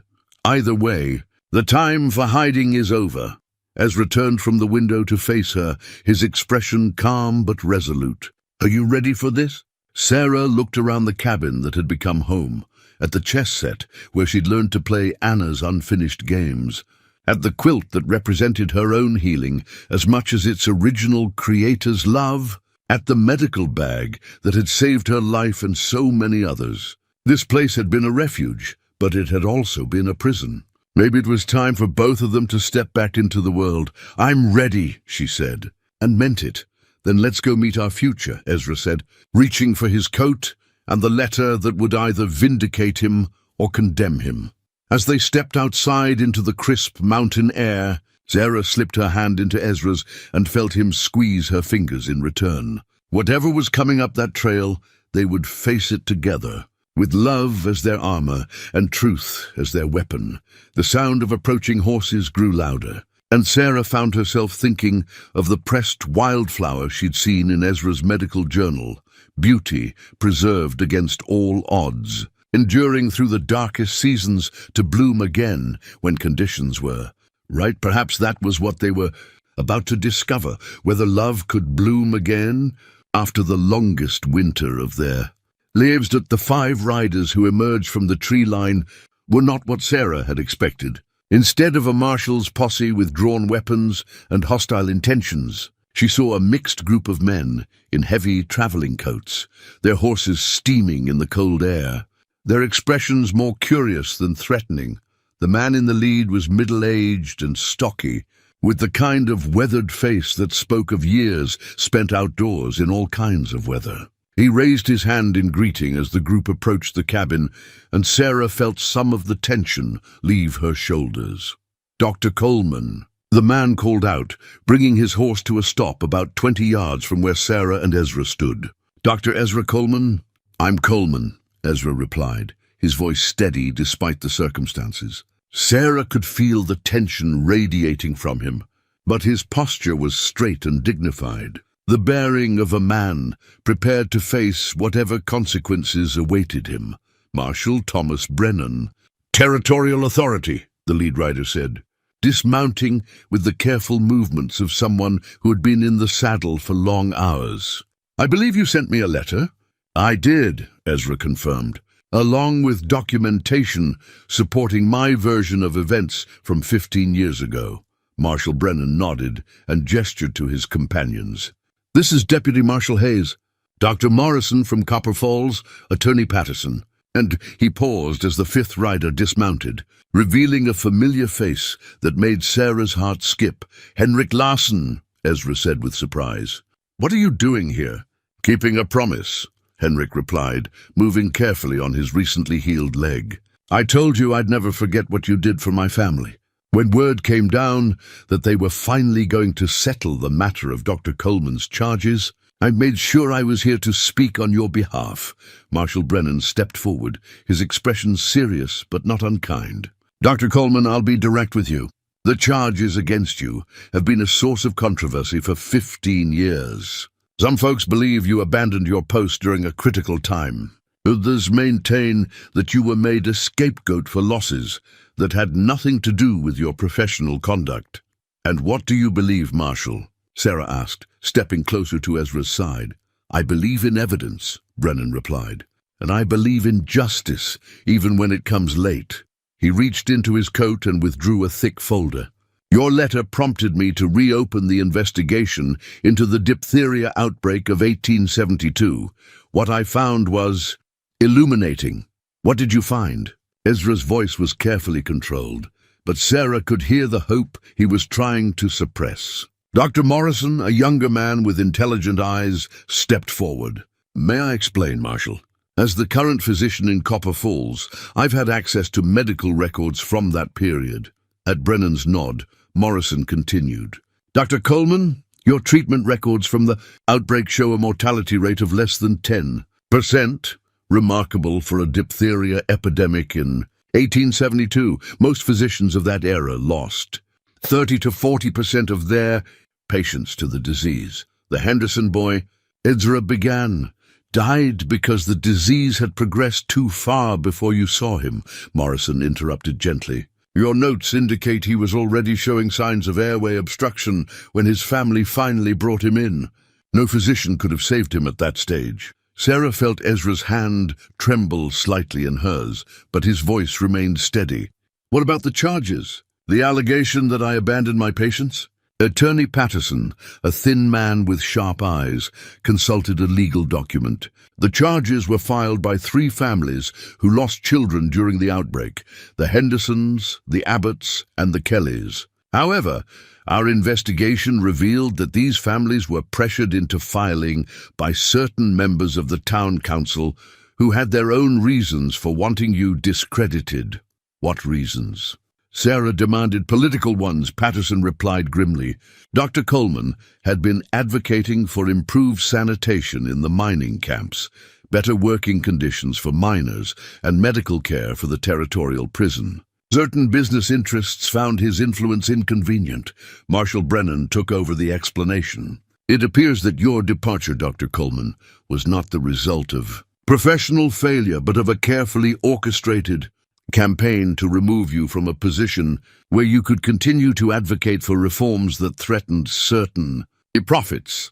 The families who filed the charges, Ezra said quietly. Did they know they were being manipulated? Some suspected. Henrik Larson spoke up. My father was friends with William Abbott. Before he died, Abbott admitted that he'd been pressured into signing the complaint against you. Said it was one of the things he regretted most in his life. Sarah felt tears prick at her eyes as she watched 15 years of guilt and self-recrimination crumble in Ezra's expression. So the charges are being officially dropped, Marshal Brennan announced. Moreover, the territorial government is prepared to offer Dr. Coleman a formal apology for the injustice he suffered, along with an offer to return to practice if he chooses. Return to practice? Ezra repeated, as if the words were in a foreign language. Dr. Morrison stepped forward eagerly. Copper Falls has been without a proper physician since old Dr. Henderson retired 3 years ago. The Territorial Medical Board has reviewed your qualifications and the circumstances of your departure. If you're willing, we'd like to offer you the position of Chief Medical Officer for the district. Sarah watched the interplay of emotions across Ezra's face. Shock, relief, hope, and something that might have been fear. This was everything he'd thought he'd lost forever, being offered back to him like a gift he wasn't sure he deserved. Ezra stopped, looked at Sarah, then back at the assembled men. I need time to consider this. It's been 15 years since I practiced medicine in a formal capacity. Your skills haven't diminished, Henrik said firmly. You saved my life, and probably my family's. That's not something you forget how to do. There's more, Marshal Brennan said, his expression growing serious again. While the charges against you are being dropped, Dr. Coleman, there are other matters we need to discuss. Matters relating to your safety. Sarah felt her blood chill. What kind of matters? The men who orchestrated the original charges against Dr. Coleman, some of them are still alive, still influential, and still opposed to his return. We have reason to believe that certain parties might take unofficial action to prevent him from resuming his practice. You mean they might try to kill him? Sarah said bluntly. It's a possibility we have to consider, Brennan admitted. Which is why, if Dr. Coleman chooses to accept the position in Copper Falls, we're prepared to provide protection until the situation stabilizes. Ezra was quiet for a long moment, his hand still clasped in Sarah's, his eyes fixed on the distant peaks where he'd spent 15 years in exile. When he finally spoke, his voice was thoughtful and measured. Gentlemen, I appreciate what you're offering more than I can express. To have my name cleared, to know that the charges were fabricated for political gain rather than based on professional failure, that lifts a weight I've carried for 15 years. But, Marshal Brennan prompted, sensing hesitation, but I'm no longer the same man who left Copper Falls in 1872, Ezra continued. I've lived differently up here, learned different things about what matters in life. If I return to practice, it won't be to resume my old life. It will be to build something new. What are you saying? Dr. Morrison asked. Ezra looked at Sarah, and she saw in his eyes the same determination that had carried her through 2 years of solitary hardship. I'm saying that if I accept your offer, it comes with conditions. And the first condition is that Sarah McKinnon becomes my wife and my partner in whatever new life we build together. Sarah felt her heart stop, then race as the words sank in.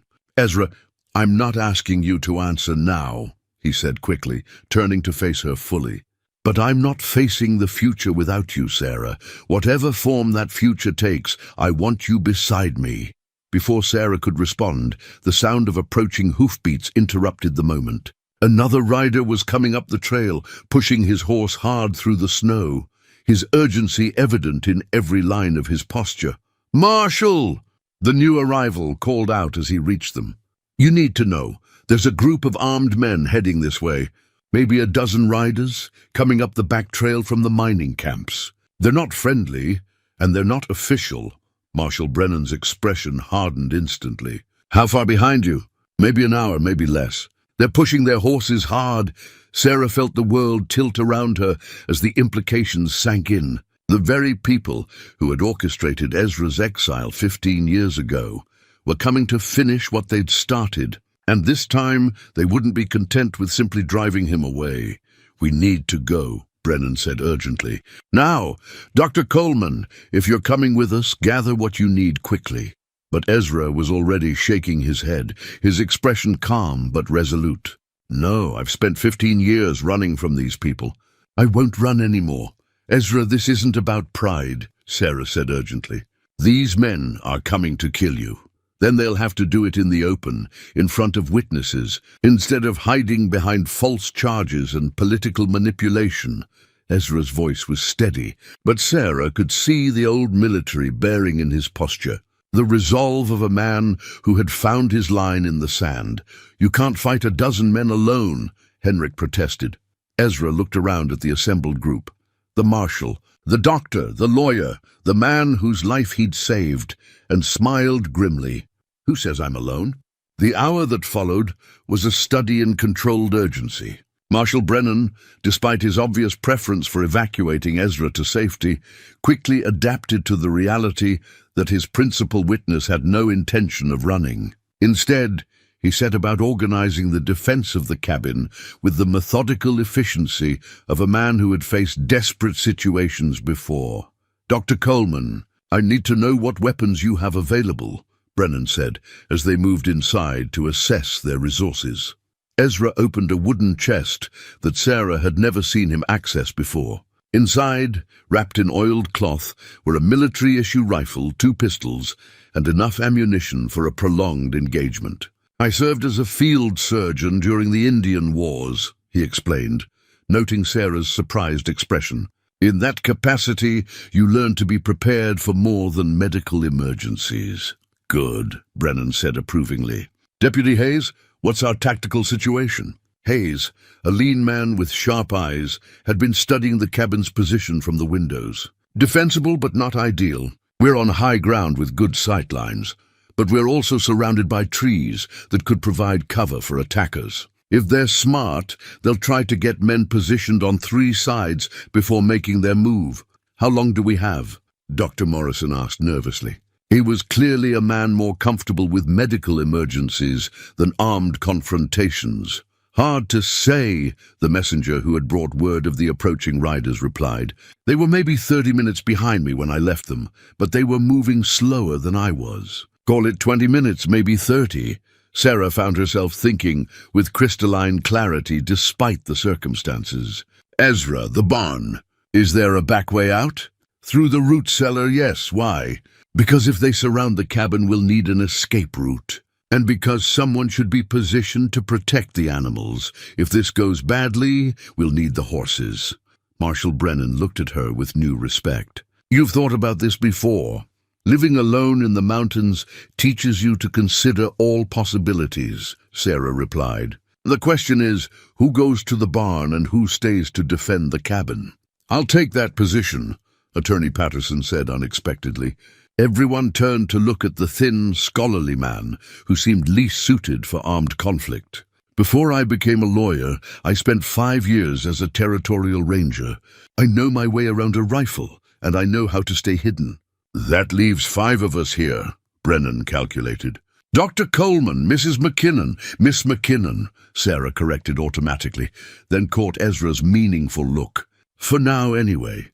Despite the tension of the situation, she saw Ezra's mouth quirk upward at that. Sarah should be in the safest position possible, he said firmly. The hell I should, Sarah replied with equal firmness. I can shoot as well as any man here and better than some. I'm not hiding while others fight for my future. Our future, Ezra corrected softly. Our future, Sarah agreed. Before anyone could argue further, Henrik Larsson cleared his throat. If I may, I think I hear horses. They all went silent, listening intently. Sure enough, the sound of multiple horses moving through snow was audible from the direction of the main trail. But there was something wrong with the rhythm, something that made Marshal Brennan's expression sharpen with concern. That's too many horses, he said grimly, and they're spreading out. Professional approach. Through the window, Sarah could see movement in the tree line, dark shapes against the snow that resolved into armed men taking positions around the cabin. They moved with the coordinated precision of a military unit, which suggested this was more than just a group of angry townspeople. Mercenaries, Deputy Hayes said quietly, confirming Sarah's fears. Whoever's behind this has hired professionals. A voice called out from the trees, amplified by the thin mountain air. Dr. Ezra Coleman, we know you're in there. Come out with your hands visible, and we can settle this without unnecessary bloodshed. Marshal Brennan moved to the window but stayed behind cover. This is Marshal Thomas Brennan, Territorial Authority. You're trespassing on federal land and threatening a civilian under my protection. Identify yourselves and state your business. Our business is with the doctor, Marshal. This doesn't concern you. It concerns me when armed men threaten people in my jurisdiction, Brennan called back. Dr. Coleman is under territorial protection pending the resolution of legal matters. Any action against him will be considered an act of war against territorial authority. There was a pause, followed by what sounded like heated discussion among the hidden attackers. Then the voice called out again, this time with a harder edge. The territorial government's protection doesn't extend to murderers and cowards, Marshal. Coleman abandoned his patients to die. He's got blood on his hands that no legal technicality can wash clean. Sarah felt Ezra flinch beside her, the old guilt rising despite everything they'd learned about the true circumstances of his exile. She reached for his hand, squeezing it tightly. Don't listen to them, she said quietly. They're trying to make you doubt yourself, make you think you deserve what they're planning. Sarah's right, Marshal Brennan said firmly. Dr. Coleman, I need you to know that everything we discovered in our investigation will be made public, regardless of what happens here today. The truth will come out. The truth, the voice from the trees called mockingly, is that Coleman got 11 families killed because he was too proud to admit he was in over his head. The truth is that good people died while he played at being a hero. 11 families, Dr. Morrison repeated in confusion. But the records show that only one child died, Ezra said quietly, understanding flickering in his eyes. They're lying about the numbers, trying to make the losses seem greater than they were. Why would they do that? Sarah asked. Because they need to believe their own version of events, Ezra replied with sudden clarity. If they admit that the outbreak wasn't my fault, then they have to face the fact that they destroyed an innocent man's life for political gain. Marshal Brennan nodded grimly.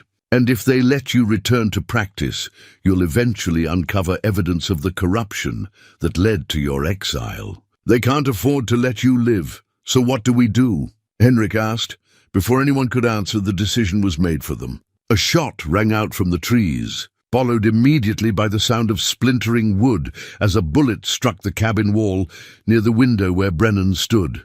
So much for negotiation, the marshal said grimly, checking his rifle. Gentlemen and lady, it appears we're in for a fight. Sarah felt something cold and determined settle in her chest as she moved to the window Ezra had assigned her, rifle in hand. These men had come to destroy the man she loved, to silence the truth that would clear his name and restore his life. They had underestimated both Ezra's courage and the people who stood with him. Ezra, she said softly as gunfire began to echo across the valley. Yes? When this is over, when we've survived this and cleared your name and built our new life together, remind me to tell you that I love you. Despite the bullets now flying in earnest, Ezra turned to meet her eyes. "I love you too, Sarah McKinnon, and we are going to survive this. Promise!" "Promise," Ezra said firmly, then raised his rifle and began to fight for their future.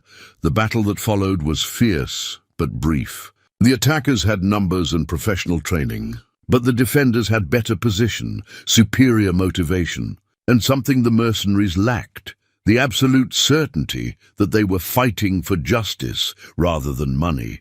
When the shooting finally stopped and the smoke cleared, 6 of the attackers lay dead in the snow, 3 more were wounded and captured, and the rest had fled back down the mountain. On the defenders' side, only Deputy Hayes had suffered. Injury, a minor flesh wound that Dr. Morrison treated with supplies from Ezra's medical bag, but it was what they found on the captured men that truly vindicated Ezra's decision to stand and fight.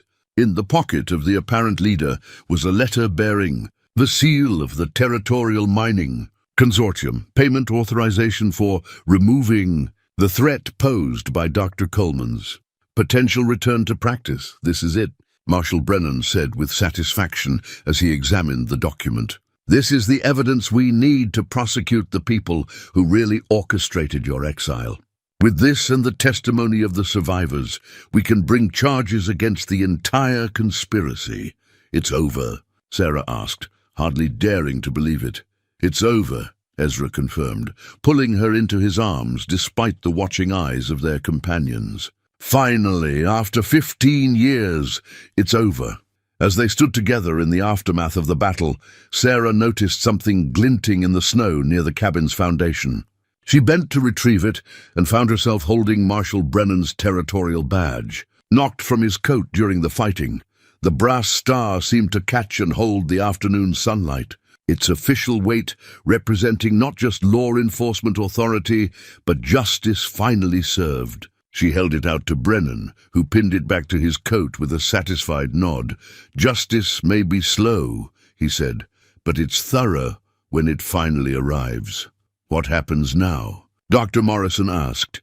Sarah looked at Ezra, seeing in his face the same mixture of relief, exhaustion, and cautious hope that she felt in her own heart.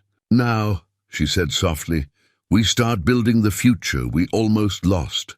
1 year later, Sarah Coleman stood in the doorway of the new cabin she and Ezra had built together, watching the spring light dance across the valley where they'd chosen to make their permanent home. The structure was larger than either of their previous dwellings, designed to accommodate not just their own needs, but the steady stream of patients who made the journey up from Copper Falls to seek treatment from the doctor, who had become something of a legend in the territory. The foundation stones of their new home had been laid with deliberate care, each one selected and placed by their own hands as a symbol of the solid base they were building for their shared future. Unlike the hasty construction of survival shelters, this cabin was built for permanence, for the life they intended to live together for decades to come. "Mrs. Coleman," Ezra's voice called from inside, warm with the affection that still made her heart skip even after 6 months of marriage. "Your first patient of the day has arrived." Sarah smiled and turned back into the cabin, where a young mother sat holding a feverish child, while Ezra prepared his examining instruments with the same meticulous care she'd first observed during her own recovery. The scene had become familiar over the past year. Ezra's medical practice had grown to include families from 3 different settlements, all drawn by his reputation for both skill and compassion. "How is little Emma today, Mrs. Patterson?" Sarah asked, settling into her role as assistant and comfort giver, while Ezra focused on the medical aspects of care. "Better, I think," the mother replied, though worry still creased her brow. "The fever broke during the night, and she's been asking for food this morning." "That's an excellent sign," Ezra said as he gently examined the child. "The worst of the illness has passed. Continue with the willow bark tea for another 2 days, and make sure she gets plenty of rest and liquids." Sarah watched him work with the same sense of wonder she'd felt during their first winter together. The man who had been hiding from his calling for 15 years had embraced it again, with a passion that spoke to the depth of his healing, not just of others, but of himself "No charge for this visit," Ezra told Mrs. Patterson as he walked her to the door. "Emma's recovery is payment enough. Doctor, you can't keep treating people for free," the woman protested. "You have your own household to support now." "We have everything we need," Sarah interjected gently. "And sometimes the best payment is seeing a child healthy and happy again." After Mrs. Patterson left with her recovered daughter, Sarah and Ezra stood together in the comfortable quiet of their home, surrounded by the evidence of the life they'd built. Ezra's medical books lined the shelves alongside Sarah's collection of domestic guides and the novels they read aloud to each other in the evenings. Anna's completed quilt hung on the wall like a benediction, its intricate pattern catching the light and reminding them daily that beautiful things could be finished even after they'd been interrupted by loss. Dr. Morrison sent word that the Territorial Medical Board wants to formalize your position, Sarah said, handing Ezra the letter that had arrived with the morning mail. "They're offering you the title of Chief Medical Officer for the entire Northern District." Ezra read the letter with a slight frown. "It would mean travel, administrative duties, less time for direct patient care, and more recognition, better resources for your work, and the ability to train other physicians in the territory," Sarah countered. "You could do a lot of good with that kind of authority." "We could do a lot of good," Ezra corrected. "I don't practice medicine alone anymore, remember? You're as much a part of this as I am." Sarah felt the familiar warmth that came from being truly seen and valued by the man she loved. Over the past year, she'd discovered an aptitude for medical assistance that surprised them both. Her steady hands and calm presence during emergencies had made her an invaluable partner in Ezra's practice. "What do you think we should do?" she asked. Ezra set the letter aside and moved to the window that looked out over the valley where they'd first fought for their right to be together.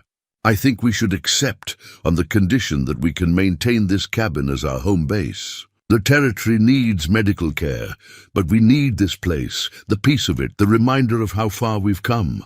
"And the other news?" Sarah asked, her hand moving unconsciously to rest on her still flat stomach. Ezra's expression softened with wonder and joy. "The other news makes accepting the position even more important. Our child deserves to grow up in a world where good people use their skills to help others, where justice and compassion matter more than profit and politics." Sarah smiled at his mention of their child, the new life that had begun growing inside her just as they were learning to truly live again themselves. "Do you think Anna would approve of us, of the life we're building?" "I think Anna understood that love doesn't diminish when it's shared," Ezra said thoughtfully. "I think she'd be happy that her quilt has a place in a home filled with love and purpose." A knock at the door interrupted their conversation, but it wasn't another patient. Instead, Marshal Brennan stood on their threshold, his hat in his hands and his expression serious but not unfriendly. "Marshal," Ezra said with some surprise, "what brings you up the mountain?" "Justice, finally," Brennan replied, accepting Sarah's invitation to come inside. "The last of the conspirators from the mining consortium has been convicted. Thomas Whitmore, the man who orchestrated your exile, was sentenced yesterday to 15 years in the territorial prison." Sarah felt a weight she hadn't fully realized she was carrying lift from her shoulders. "It's truly over then?" "It's truly over," Brennan confirmed. "The territorial government has also approved a formal commendation for Dr. Coleman's service, along with compensation for the years of exile he endured. Not that money can restore lost time, but it's an acknowledgement of the injustice done." Ezra was quiet for a moment, processing the news. 15 years, he said finally. "The same amount of time I spent in exile. Poetic justice, some might call it," Brennan agreed. "Though I suspect Mr. Whitmore will find prison considerably less comfortable than your mountain retreat." "What about the families who filed the original charges?" Sarah asked. "The ones who were pressured into accusing Ezra? Most have already approached the territorial attorney's office asking to make public apologies," Brennan replied. "They want their names cleared of any association with the conspiracy. Turns out a lot of people in Copper Falls have felt guilty about Dr. Coleman's exile for years." "And the Henderson family?" Ezra asked quietly. Brennan's expression grew gentle. Mrs. Henderson specifically asked me to tell you that she never believed you were responsible for her son's death. She said she knew you did everything humanly possible to save him, and she's sorry it took so long for the truth to come out. Sarah watched Ezra's face as 15 years of guilt finally, truly began to release its hold on him. The boy's death would always be a sorrow. That was the nature of being a healer, carrying the weight of every life you couldn't save alongside the joy of those you could. But it was no longer a source of shame or self-recrimination. "Thank you for bringing word personally," Ezra said, extending his hand to the marshal. "For everything you've done to see justice served. Just doing my job," Brennan replied, though his grip was warm and firm. "Though I have to say, it's not often I get to see a story end this well. Most of the cases I deal with don't have such satisfying conclusions." After the marshal left, Sarah and Ezra stood together in their doorway, watching him ride down the mountain trail that had once brought armed men seeking to destroy their happiness. Now it brought patience, friends, official recognition, and the promise of a future built on truth rather than lies. "Are you ready for this?" Sarah asked, thinking of the territorial appointment, the growing family, the life that stretched ahead of them, filled with purpose and love. "I'm ready," Ezra said, pulling her close against his side. "For the first time in 15 years, I'm ready to embrace whatever comes next." As the afternoon sun began to set behind the peaks, painting the snow-covered valley in shades of gold and rose, Sarah thought about the photograph of Thomas that now sat beside their wedding portrait on the mantelpiece. Both images represented love, but they also represented the different seasons of a life that had learned to bloom again after the hardest winter. The foundation stones of their cabin caught the fading light, solid and permanent beneath their feet. Tomorrow would bring new patience, new challenges, new opportunities to use their skills in service of others. But tonight, it was enough to stand together in the doorway of the home they'd built, surrounded by the evidence of love's persistence and the promise of all the springs yet to come. Sometimes, Sarah reflected, the most beautiful things in life were those that had been broken and carefully mended, stronger in the places where they'd been healed. Like quilts completed by hands, other than those that began them. Like hearts that learned to love again after loss. Like lives that found their way back to purpose after the longest exile. In the distance, a wolf howled, not the threatening sound they'd once feared, but the call of a creature singing its own song of survival and continuance. Sarah smiled and leaned into Ezra's warmth, listening to the mountain wind carry promises of new beginnings across the valley they would always call home.